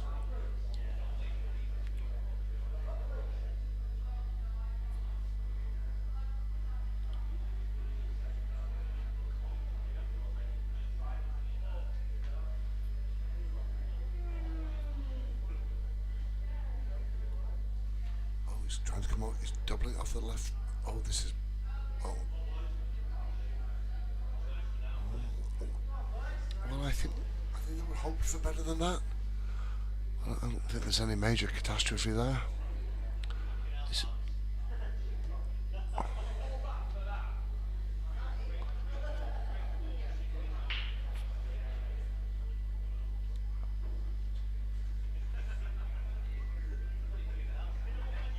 So Ben and Kyle start with their attempt to clear up these yellows. That's a good first shot. I think he would have wanted to leave his partner with a better shot than this one.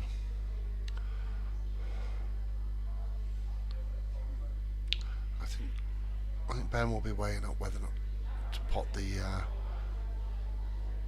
yellow in the middle of the 3 at the top, or is he going to try and roll the one that's near the cushion down?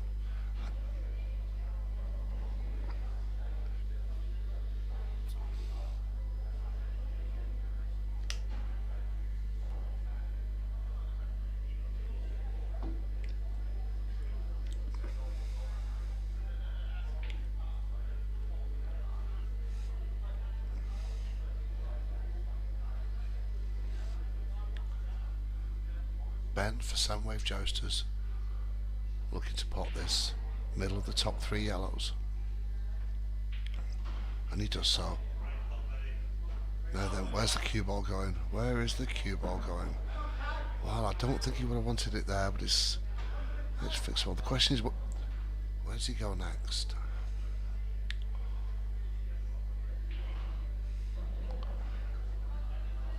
His options are the yellow closest to the cue ball, just to cut that in the bottom left.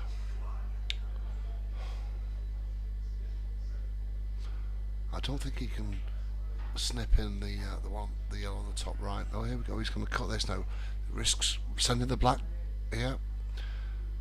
He doesn't want to avoid. He wants to avoid contact with his black. Oh. Well, that's worked out very nicely for them. Straightforward yellow to the bottom left.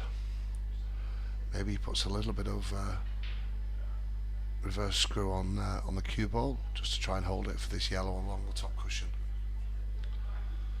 Just 4 good shots needed here. So it's Ben at the table for Soundwave Jousters on yellows, currently leading 4 frames to 3.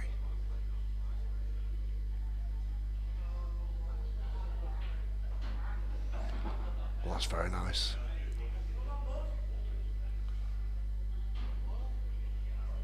A relatively straightforward drop in this yellow top left, and you can't help but be on position for the final yellow. You have to say Soundwave are favourites for this frame.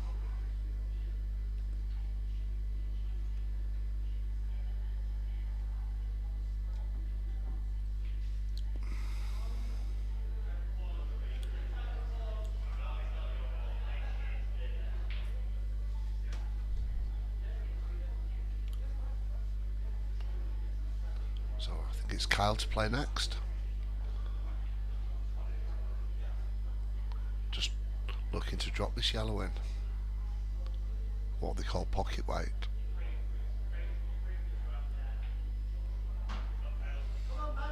So it's all about position now.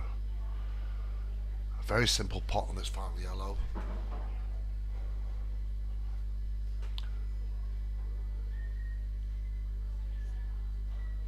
Depends on where he leaves the cue ball relative to the black. So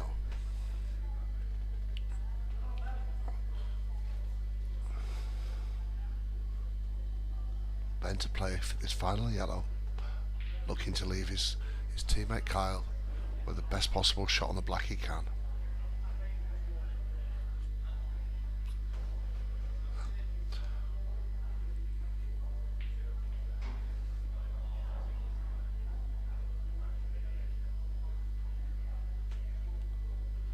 Here we go. It's all about the cue ball.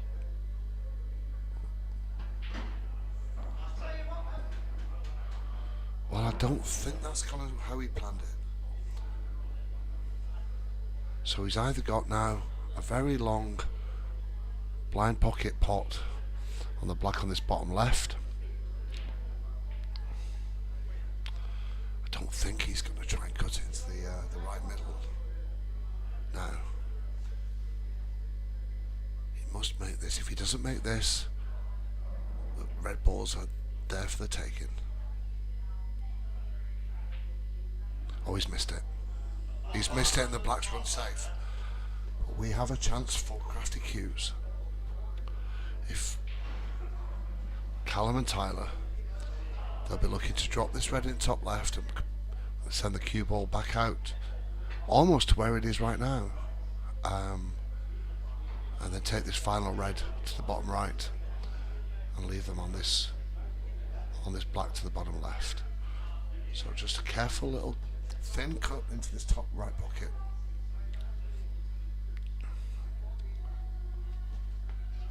Callum to play, and that's the first shot done. Now then, now under normal circumstances Tyler would pot this without even blinking. The pressure of a semi-final get to him. Come on, Tyler. And it's a beautiful, it's a beautiful pop. He's come just a bit high on that black. pressure pot here for Callum. Sink this black to level the match at 4-4. If he misses, almost certainly going to leave it over for Soundwave. Come on, Callum. And he's made. What a shot under pressure. 4-4. That's quite remarkable. Have we got a game here? I'll be back shortly.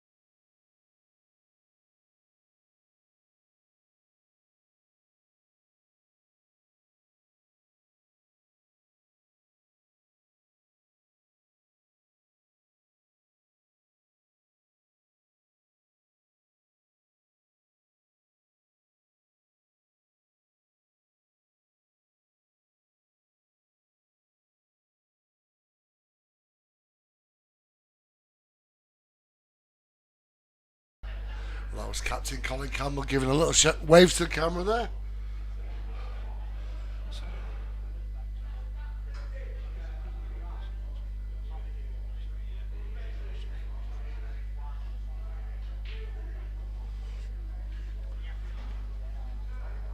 So sometimes it can be difficult to work out who's playing when. We're in the doubles matches now. So that's two pairs from each team taking alternate shots.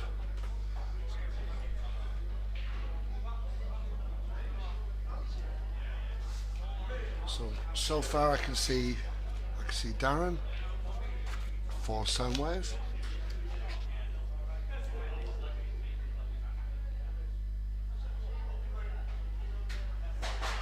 So I can see Nish and Darren for Soundwave Jousters, and I can see Colin Campbell, captain, and Chris Halen. Oh no, I stand corrected. Colin's referee. So we've got Jimmy Brutal Gallagher with Chris Halen versus Nish and Darren from Soundwave Jousters. Cues are lagging on the left with the yellow ball. Looks like Jimmy's got that perfect. Cues win the lag. Cues to break. Scores tied at 4-4 with 2 frames remaining. If it does finish 5-5, we had the utter drama of basically a 5 black shootout. Very similar to a penalty shootout in football. 5 players from each team will be named, and they get one shot to try and put the black from its spot with a cue ball anywhere behind the bulk line. I'm not sure my nerves can cope with that.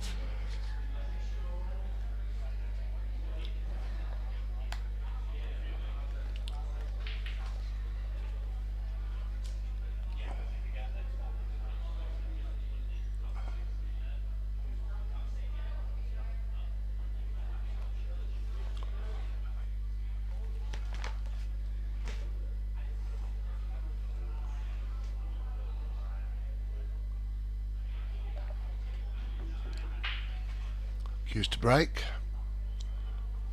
It's a dry break.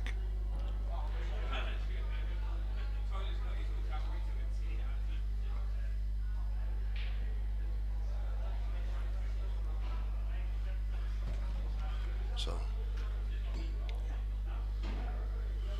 Soundwave Jousters have opted to take yellows. Still very congested around the black spot there.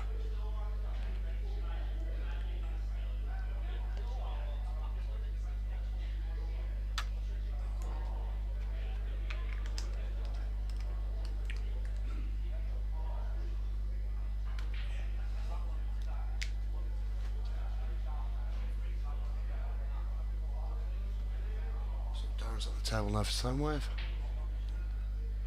He's looking to try and make a plant out of these 2 yellows. That's exactly what he tried. Didn't quite come off. But I don't think he's left Jimmy and Chris much for Crafty cues on red. Maybe they're going to try and reclaim this bottom left cover by covering it with that red. There's an option of the red on the furthest left. Nope, they're going to try and take this bottom left pocket.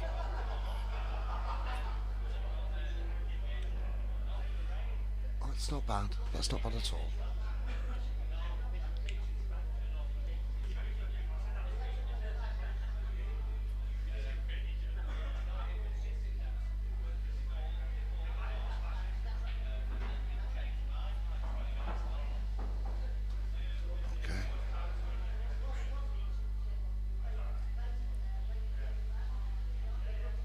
So they're looking at whether they can bounce one of those yellows off this bottom cushion to knock that red away from the pocket,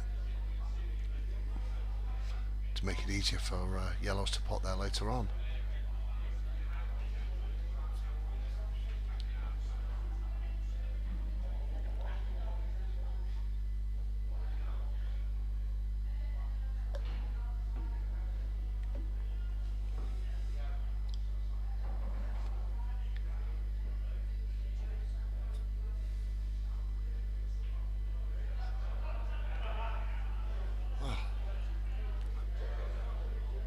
Pool gods give with one hand and take away with the other.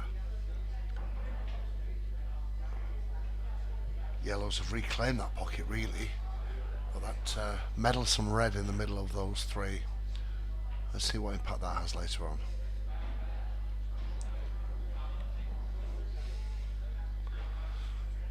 Soundwave seems to be playing a bit quicker than they did earlier. They were pretty much taking their shot straight away. I'm expecting Jimmy and Chris just to slow things down a little for Crafty cues.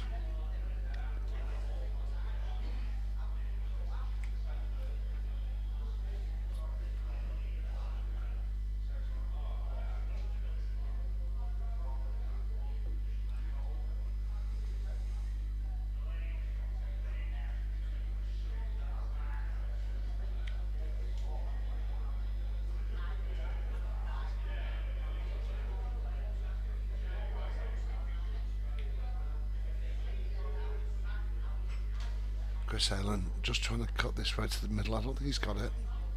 That's it's not the end of the world.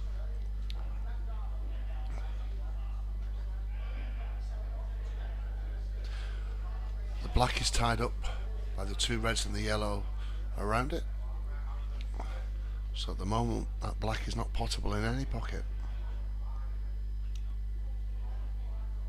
Oh, the fines. Oh!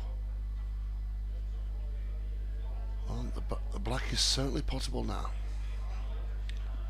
Let's have a look to see if it's a touching ball.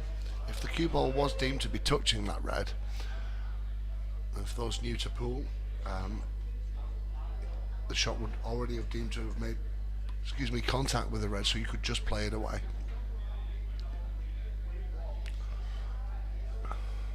The way Jimmy's cueing, I think, well, he hit it straight onto that red anyway, so whether it was touching or not becomes irrelevant. So Jimmy and Chris, for Crafty cues, they'll be looking to just try and just separate out some of these reds, give themselves a better chance of a run out should it occur. And there's some tactical toing and throwing with the 3 balls down the bottom left here.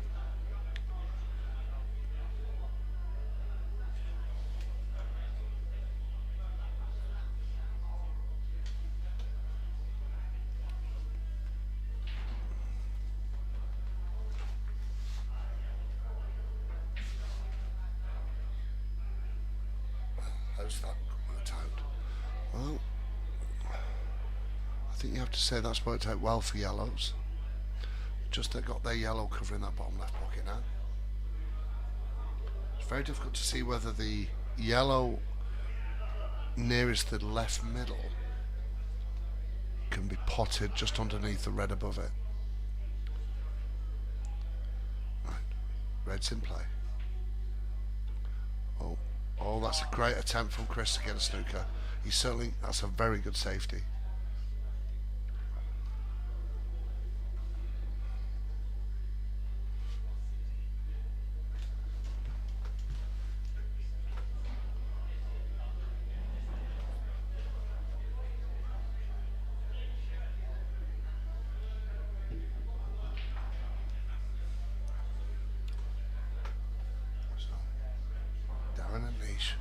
For Soundwave Jousters on yellow, just trying to decide their strategy for the next couple of shots. I think they can only see this yellow on just nearest the black spot.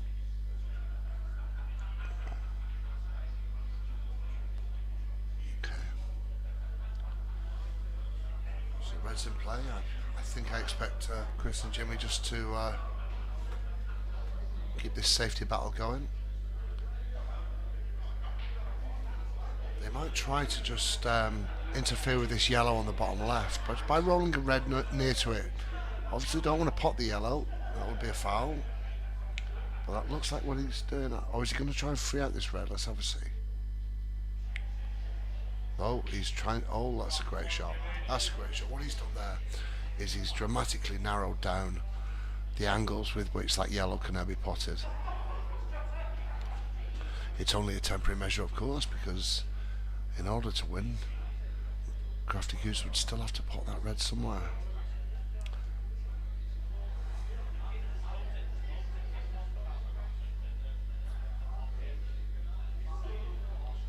So, yellow's in play. Niche at the table, trying to cut this yellow into the right middle. No, he's not. He's gone long. He's gone for the far right. That's a very good pot. So with three of the final 4 yellows in the open relatively, it's very soon going to be time to decide what to do about this yellow in the bottom left.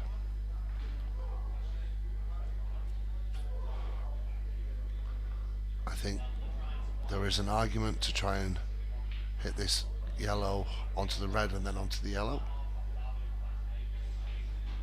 It looks like that's what he's trying to do. There's some hesitation there. Let's see what he can come up with.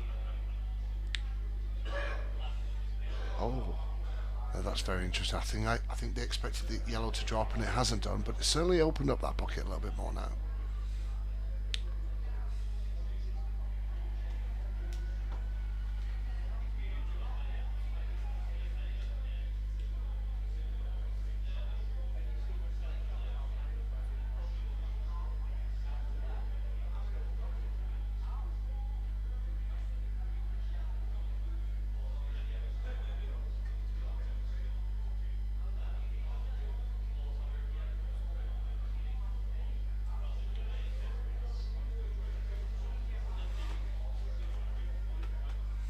Lots of animated discussion going on between Chris and Jimmy for Crafty Q's on reds. Have they worked here to plan?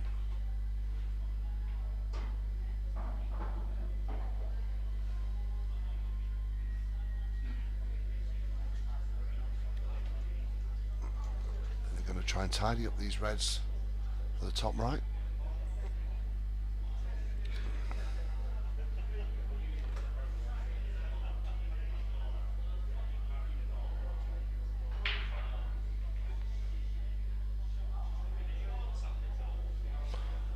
Tried to lay a snooker, hasn't quite succeeded. Still very difficult finish for yellows here. Oh.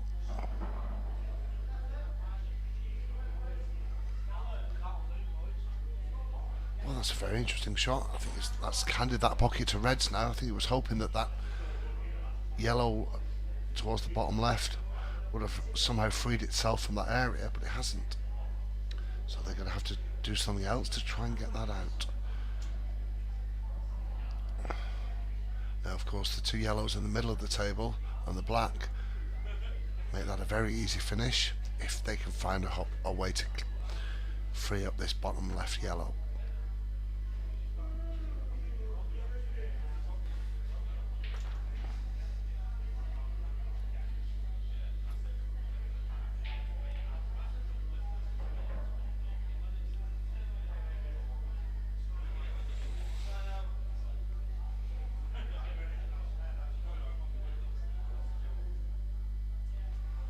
Lots of discussion between Nish and Darren of Soundwave Jousters. Let's see what they can come up with. Remember, both pairs take alternate shots in each visit.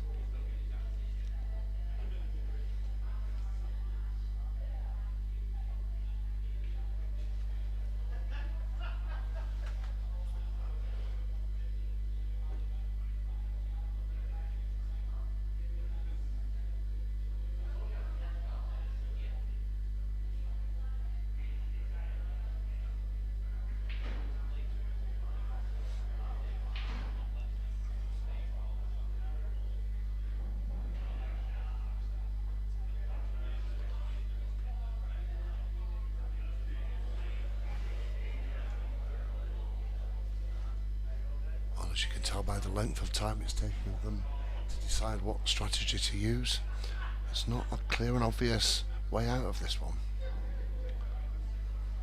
Of course, you could just pop these yellows to the right middle, but what on earth are you going to do about this yellow down the bottom left?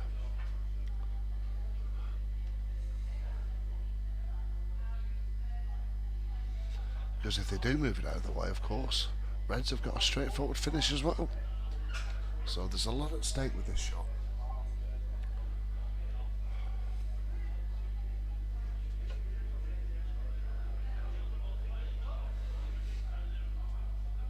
Ideally, he wants to get that yellow out of that group and leave the white safe.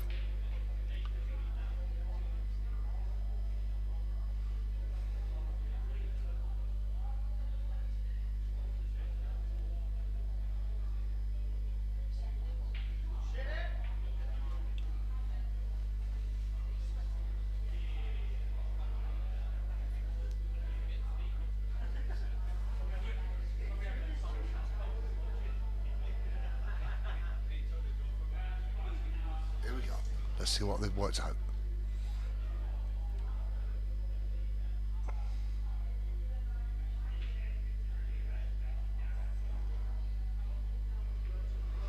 Well,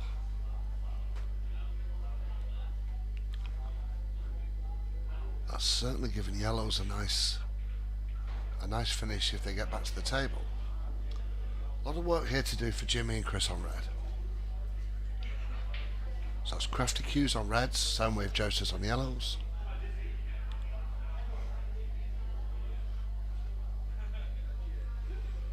Now these two are well known for their safety in snooker play, so I wouldn't be too surprised if they try and leave their opponent snookered on yellows.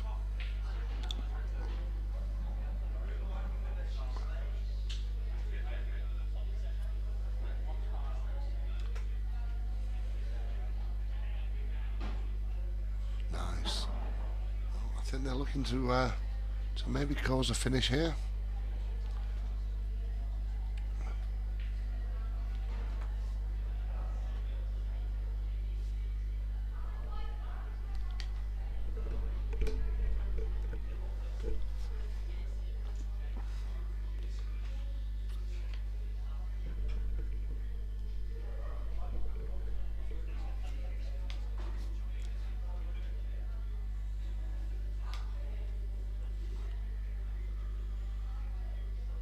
So the score's tied. Everything's been taken very carefully. Oh, and there he's got the snooker. That's a great shot from Jimmy. So snookered, for those new to the game, that means there is no direct line between the cue ball and your object ball. So that means they're going to have to come off a cushion. Now, when you find yourself in this position, a simple call of the word total to the referee. If the referee agrees it's a total snooker, then you don't have to hit a cushion after contact. You simply have to make contact with one of these yellows. Oh, and that's the faintest of touches.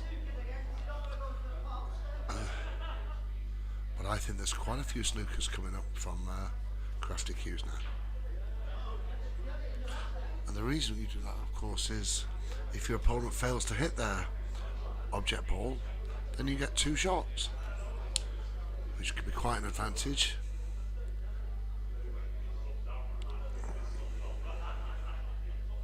Let's see what Jimmy's got up his sleeve here.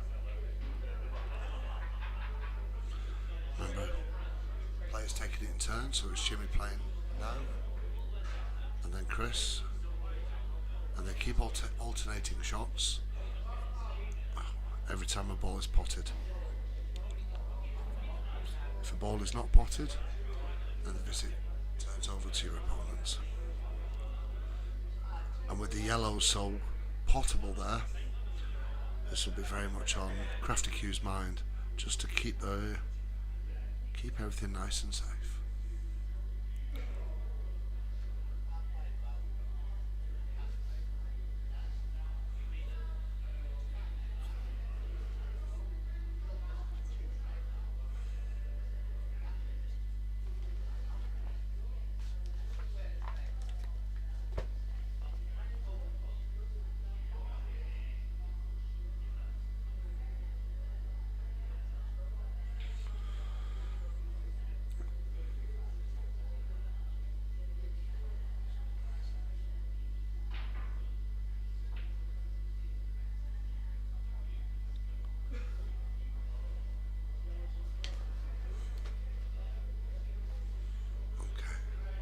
So,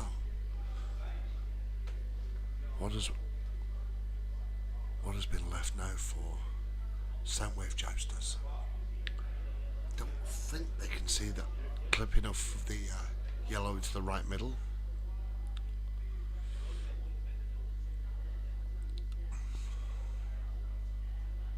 So, what's he going to do with this yellow in the middle?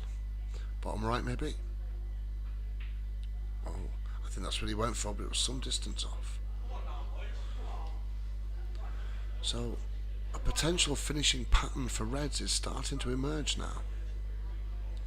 There's no real problem balls anymore. The only risk is, of course, is just how potable those yellows are. So, oh, that seems a bit reckless from Jimmy. Thank you, just to move that red at the bottom, a bit too far away of the bucket. I still think it's manageable. I think he's going to try. I think Chris is now going to try and pop this red to bottom left with a little bit of left hand side to screw back for the red on the cushion. Oh, no, that's not worked out as well as you would have hoped. It's, again, still rescuable, but the risk increasing, of course, with every slightly out of position shot.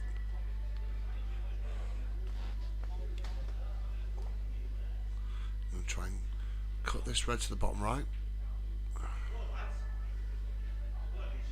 Okay, so that's the end of visit. But crucially, I don't know if this yellow drops to the middle I think it could be game over.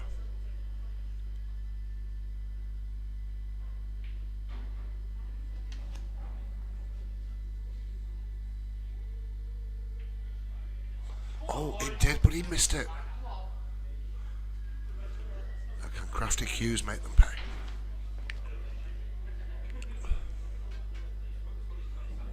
Chris Aylan at the table with 3 reds remaining. An opportunity to take a 1-frame lead in this race to 6 match. And there's the first one, but he's not left Jimmy with much on the red. Chris seems to be indicating to try and reverse cut this red into the right side, maybe disrupt that yellow that's covering that pocket. That's a risky shot. One miss here, and the yellows are in. Just 3 good shots needed from Crafty Hughes.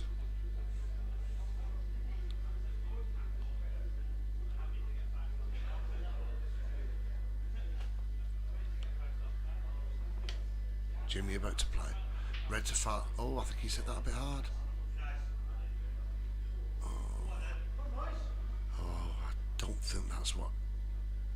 I don't think that's what Jimmy wanted.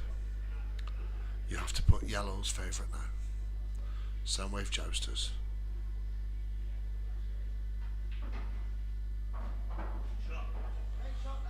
That's a great shot. Red, yellow to the bottom left.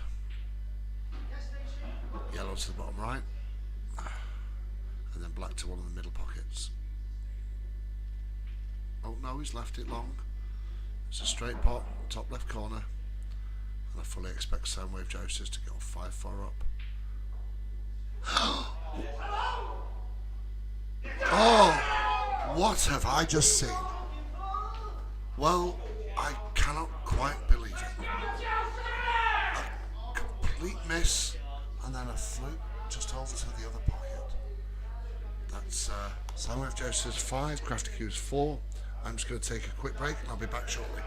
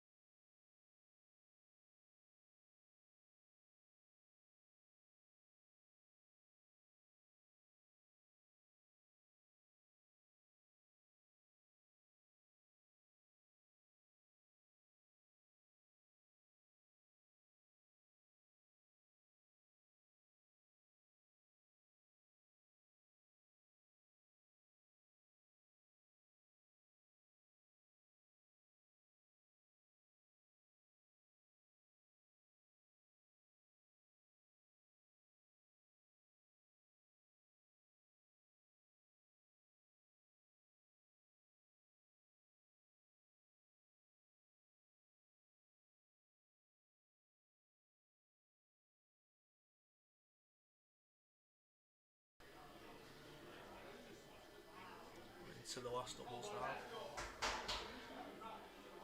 It will be Wayne Richardson, William Munro versus. We'll see.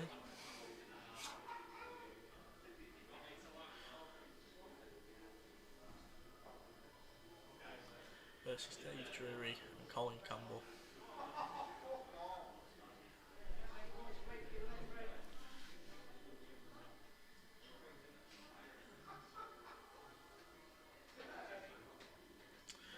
Jousters win the leg. Advantage to Jousters as it stands. This frame to win it, Crafty need it to take it to a black ball shootout.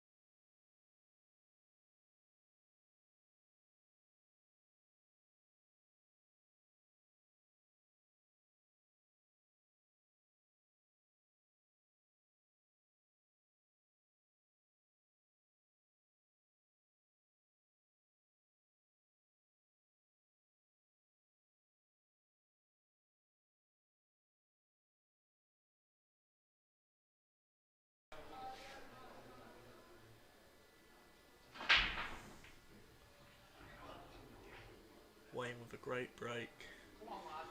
Unfortunately, it's ran dry.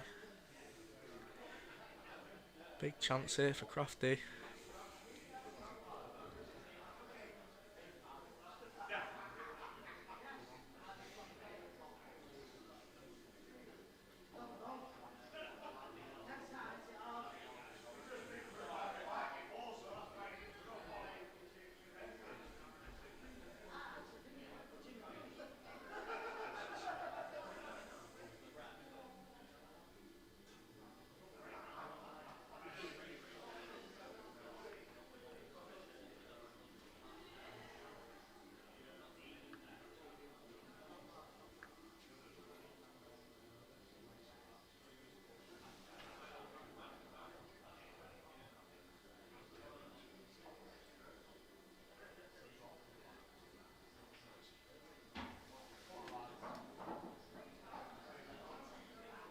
Crafty, you've opted to take reds here.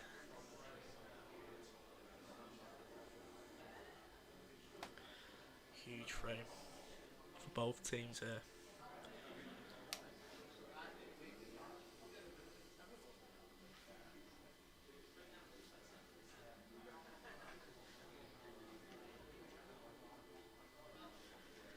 Be interesting to see how they go about this with the ball stuck to the rail on the left, and also the one, I can't really tell if it's tied to the yellow or not. They're dealing with the bad ball straight away here.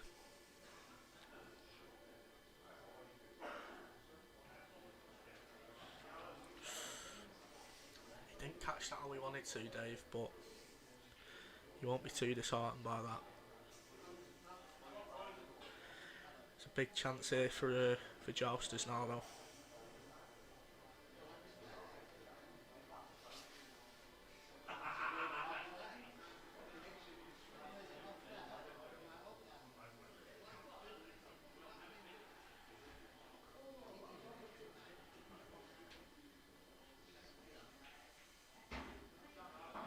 It's a very good shot.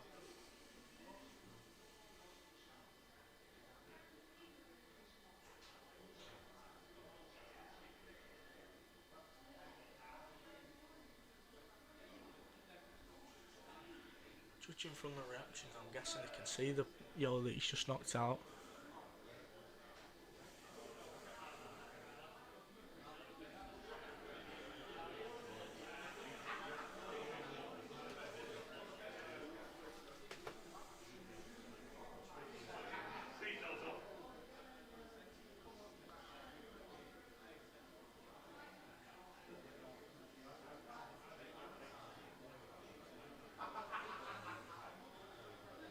Just working out the route here.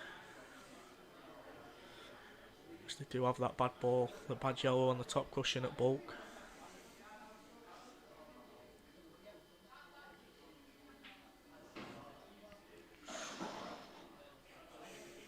think he wanted that to just stop a roll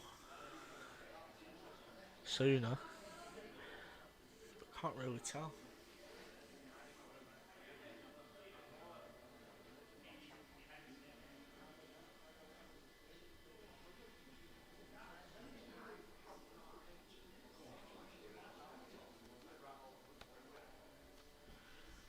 If they are on it, it does give him a chance to get onto the bad ball up on the top rail.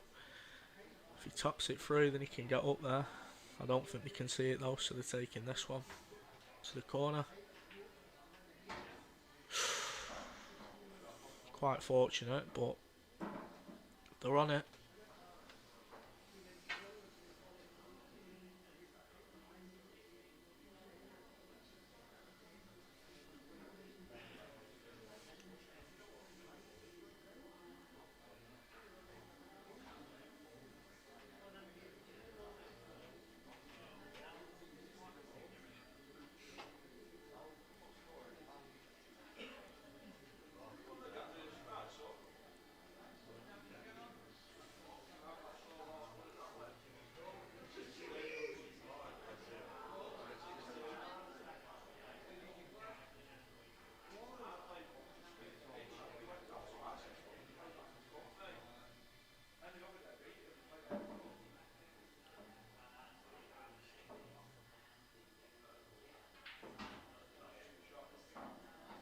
That'll do for Wayne. Big shot. Very big shot that he's left with him.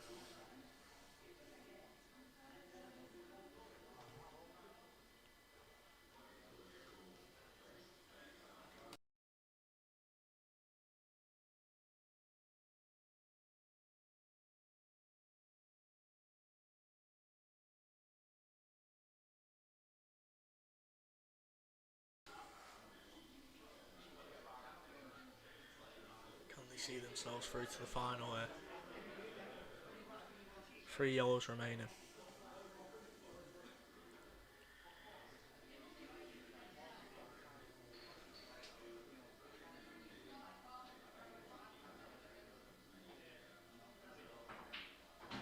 Wow, that's a very good shot. And it seems like that could be the winning shot.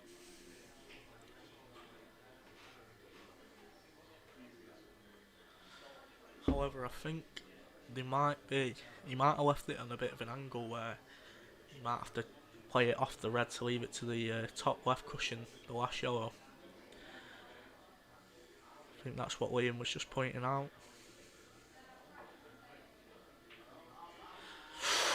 Wow.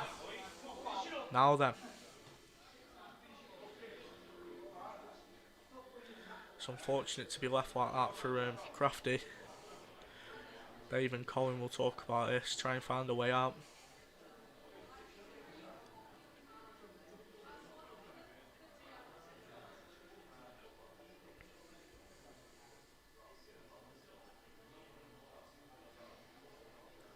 Key shot out for Jousters.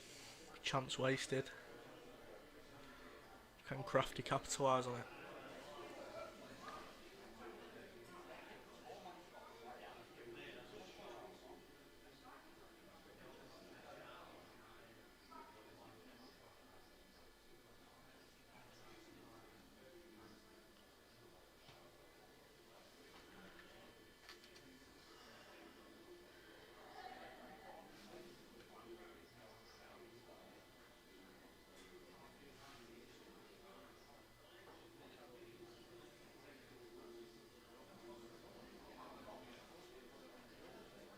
I'm unsure whether they can see that red at the top of the table.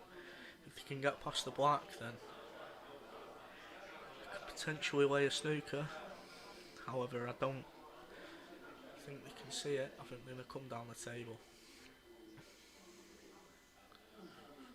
Now then, back to square one. Can Jousters finally do it?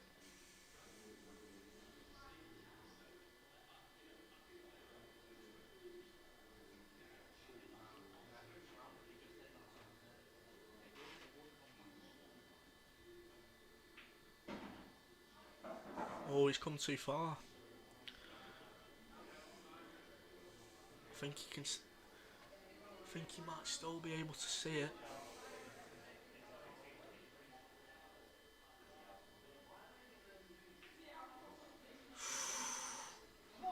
Now then, this is the opportunity that Crafty been waiting for.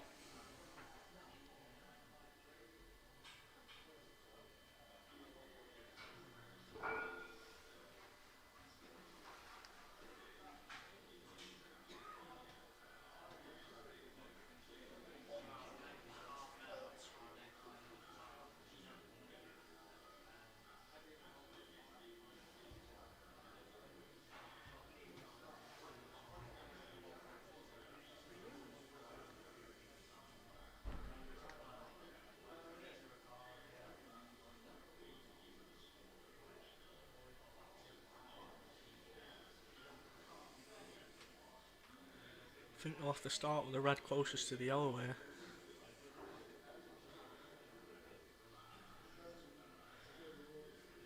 And there's the plant to the middle.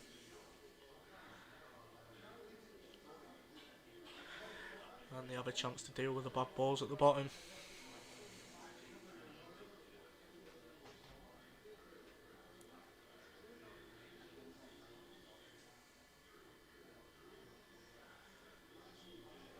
It's a massive opportunity for Crafty.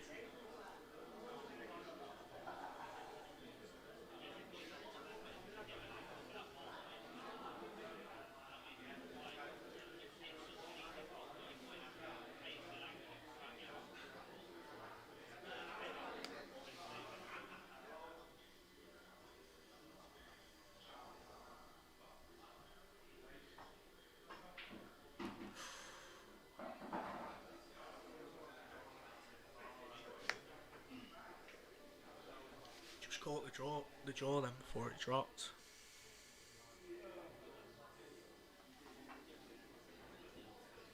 Be interesting to see what way they go about it now. Looks like they're looking to lay a snooker potentially.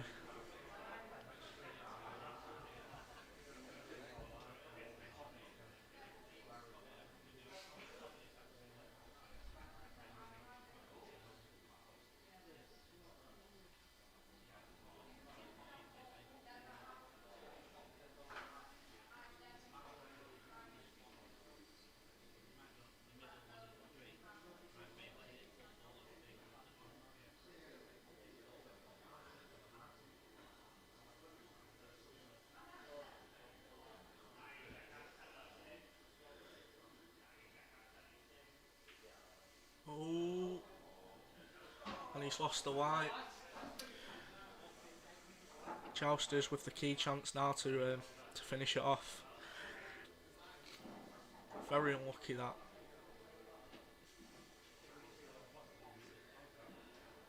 If he just caught the cushion, I feel like he. Oh, it looks like he's taking the free ball there. That's a good shot.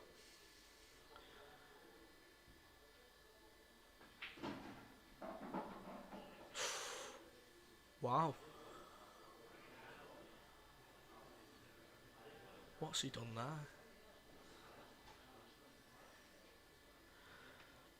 Looks like a big snip this for the match. Wanted to just leave it a bit higher up. This for the match.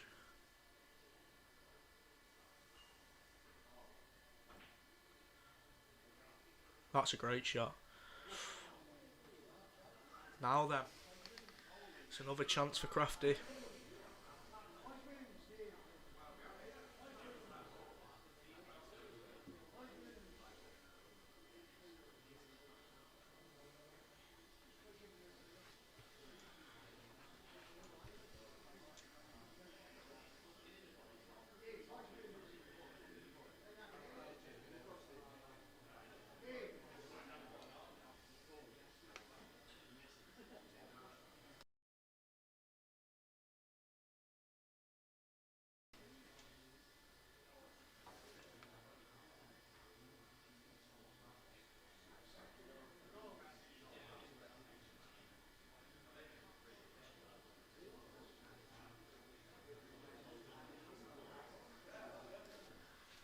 interesting to see whether they opt to take them here or try and lay another snooker.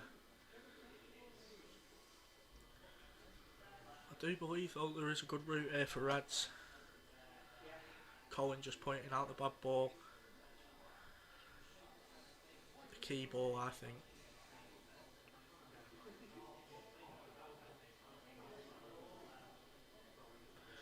I think they will just opt into laying the snooker. Just need to be careful here, not to leave a gap.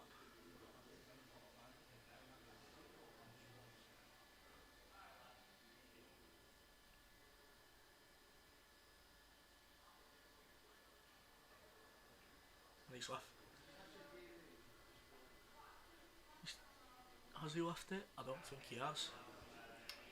It's a good snooker from Dave. Can the Jousters finally put this to bed?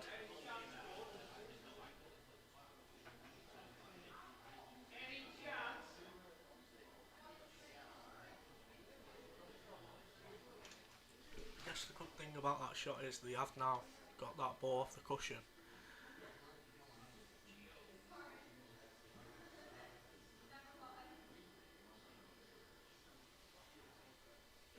This is a huge shot in terms of the match.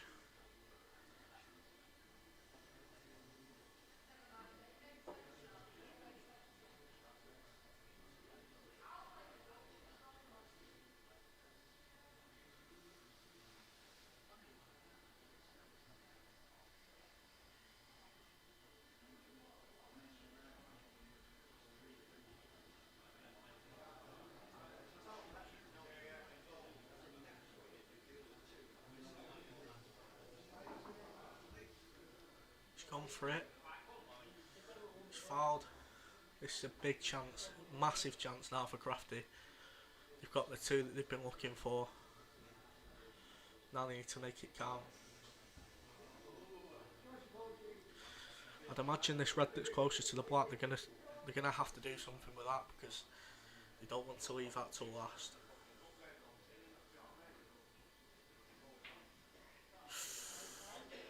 Oh. You don't want it on the cushion. That will do. I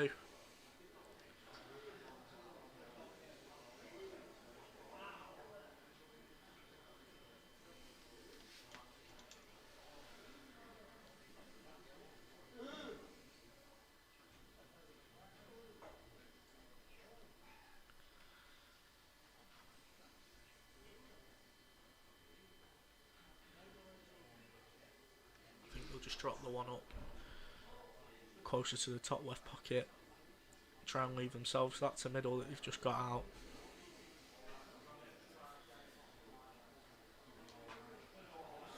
And then they have a route. This is a key shot for Dave though. He didn't really want to be hampered on the cushion.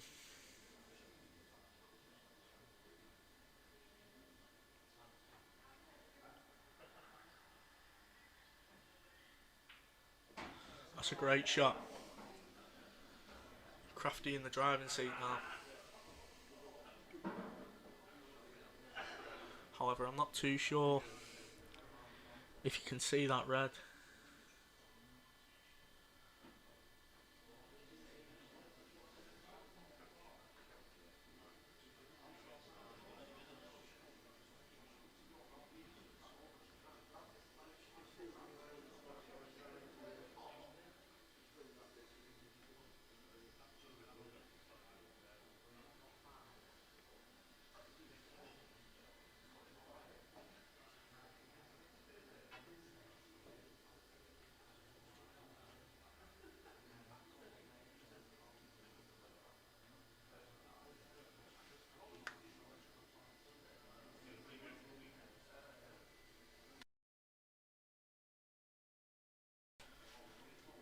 Just trying to work out the pattern now.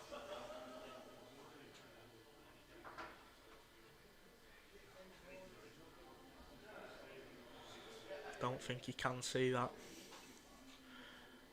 Big shot here.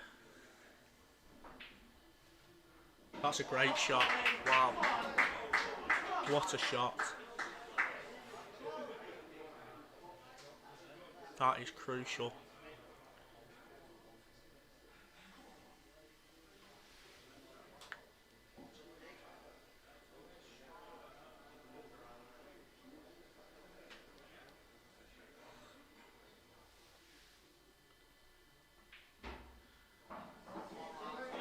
Drop-ins now.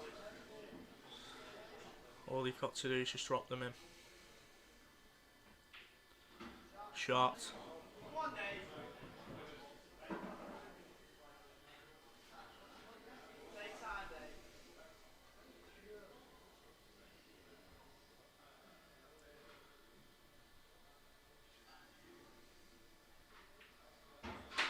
Colin to take out the black for a black ball shootout.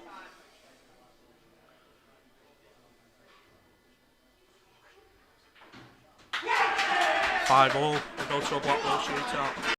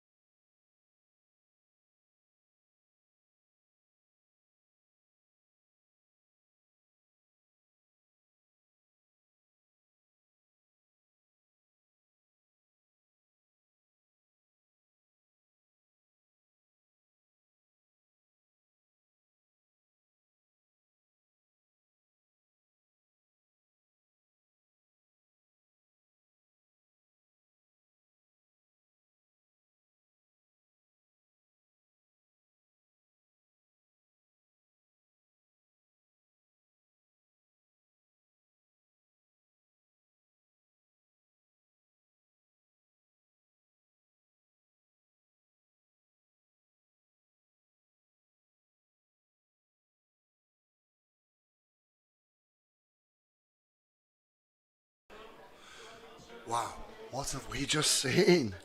Hi, it's Paul here, and I'm back for what is a remarkable finale to a 5-5 semi-final. So, what happens next? It's very much like a football penalty shootout. Both teams name 5 players, and in turn, they try and pop the black from its spot with a cue ball anywhere behind the white line. That's the white horizontal line at the top of the table. And whoever scores more pots on the 5 wins the match. The pressure is remarkable. Both captains are now busily deciding whose turn it is to take which shot. Can I just offer an apology in advance? The tension's too much here. I don't know all the Soundwave Jousters' names. I will do my best. I know most of them, so please forgive me if I don't recognise your legs from the screen.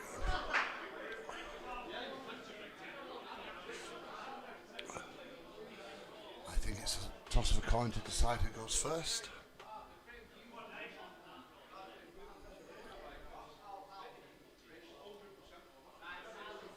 Okay.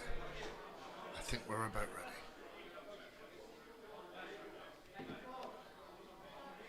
Well, again, I have to declare an interest. I'm a member of Crafty Cues.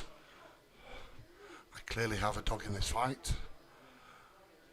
But if the black ball shootout is anything as dramatic as that final frame from Dave Drury and Colin Campbell, I think we're in for a treat. I'll try and avoid all the commentators' cliches, but this is very difficult because I can barely speak with excitement. A special shout out to all the people who've stayed with us all show. I think we've just tipped over the 3-hour mark, and I'm reliably told by viewer Mr. Tim Eden in West Orton. Good evening, Tim. Hope you and Evelyn are well. Who said the drama on the pool table far exceeds the drama they were watching at home. Well, you tell me what drama you were watching. I'm presuming it was Trigger Point. But welcome back to the pool. Welcome back to Q's, the home of pool. Wonderful venue in Blackpool. Well, here's a good sign. They're using my special pen. Look at that. For pen lovers out there, it's a highlighter fine, 0.5 mil. I think that made one person smile. Okay, here we go. So, Soundwave Jousters to go first. Remember, just one shot, black on its spot.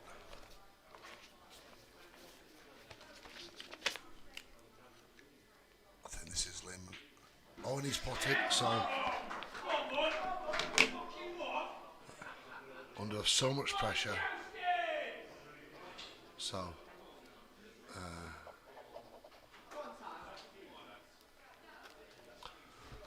it's 1-0 to Soundwave. Tyler Payne next for Crafty Q's. All the best luck in the world, son. Taking his time.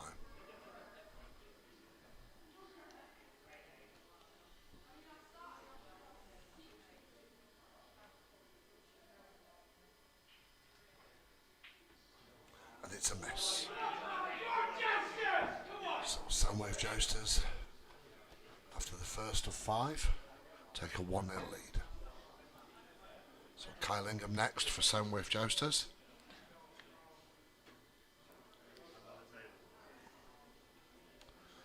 Let's see how he can handle the pressure.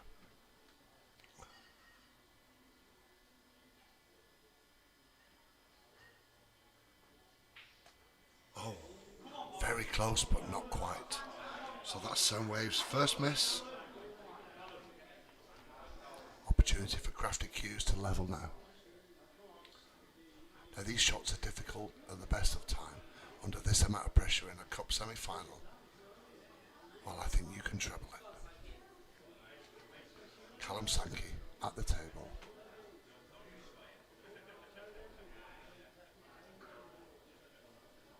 Ready to shoot.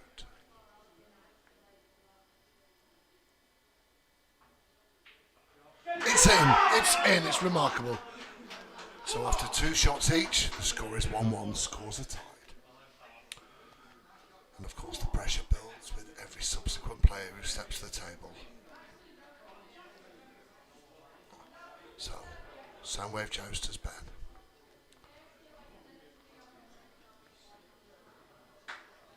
Let's see what he can do.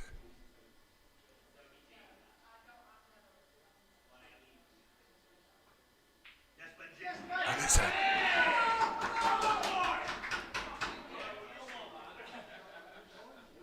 So having taken 3 of their 5 shots, Soundwave are on 2. It's Jimmy Brutal Gallagher next to try and level things up for Crafty Q's.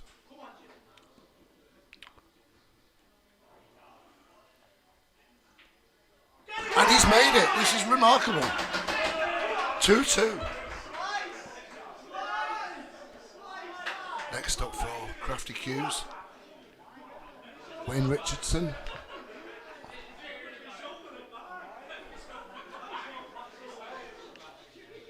Quiet, please.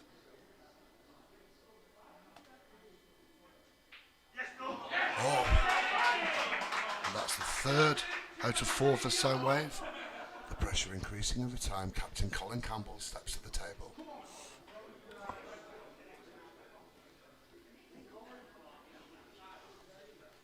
So, Colin to level it up at 3-3.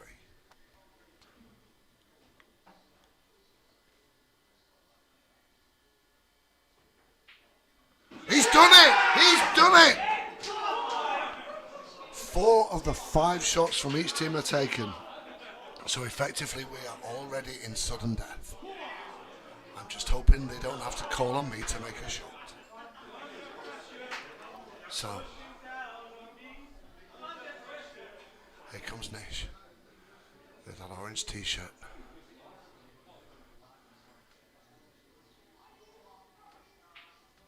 He's missed. He's missed. So,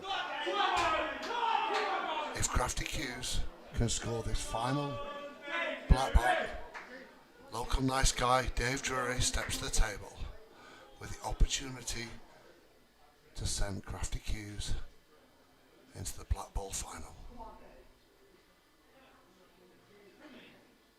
All the luck in the world, my friend.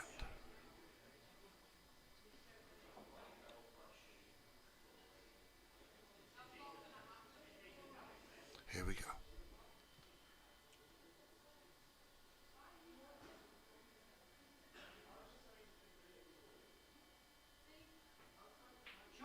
It's there! It's the win! Crafty Q's have won! This is remarkable! I'm off to go and celebrate with my teammates. I'll be back soon.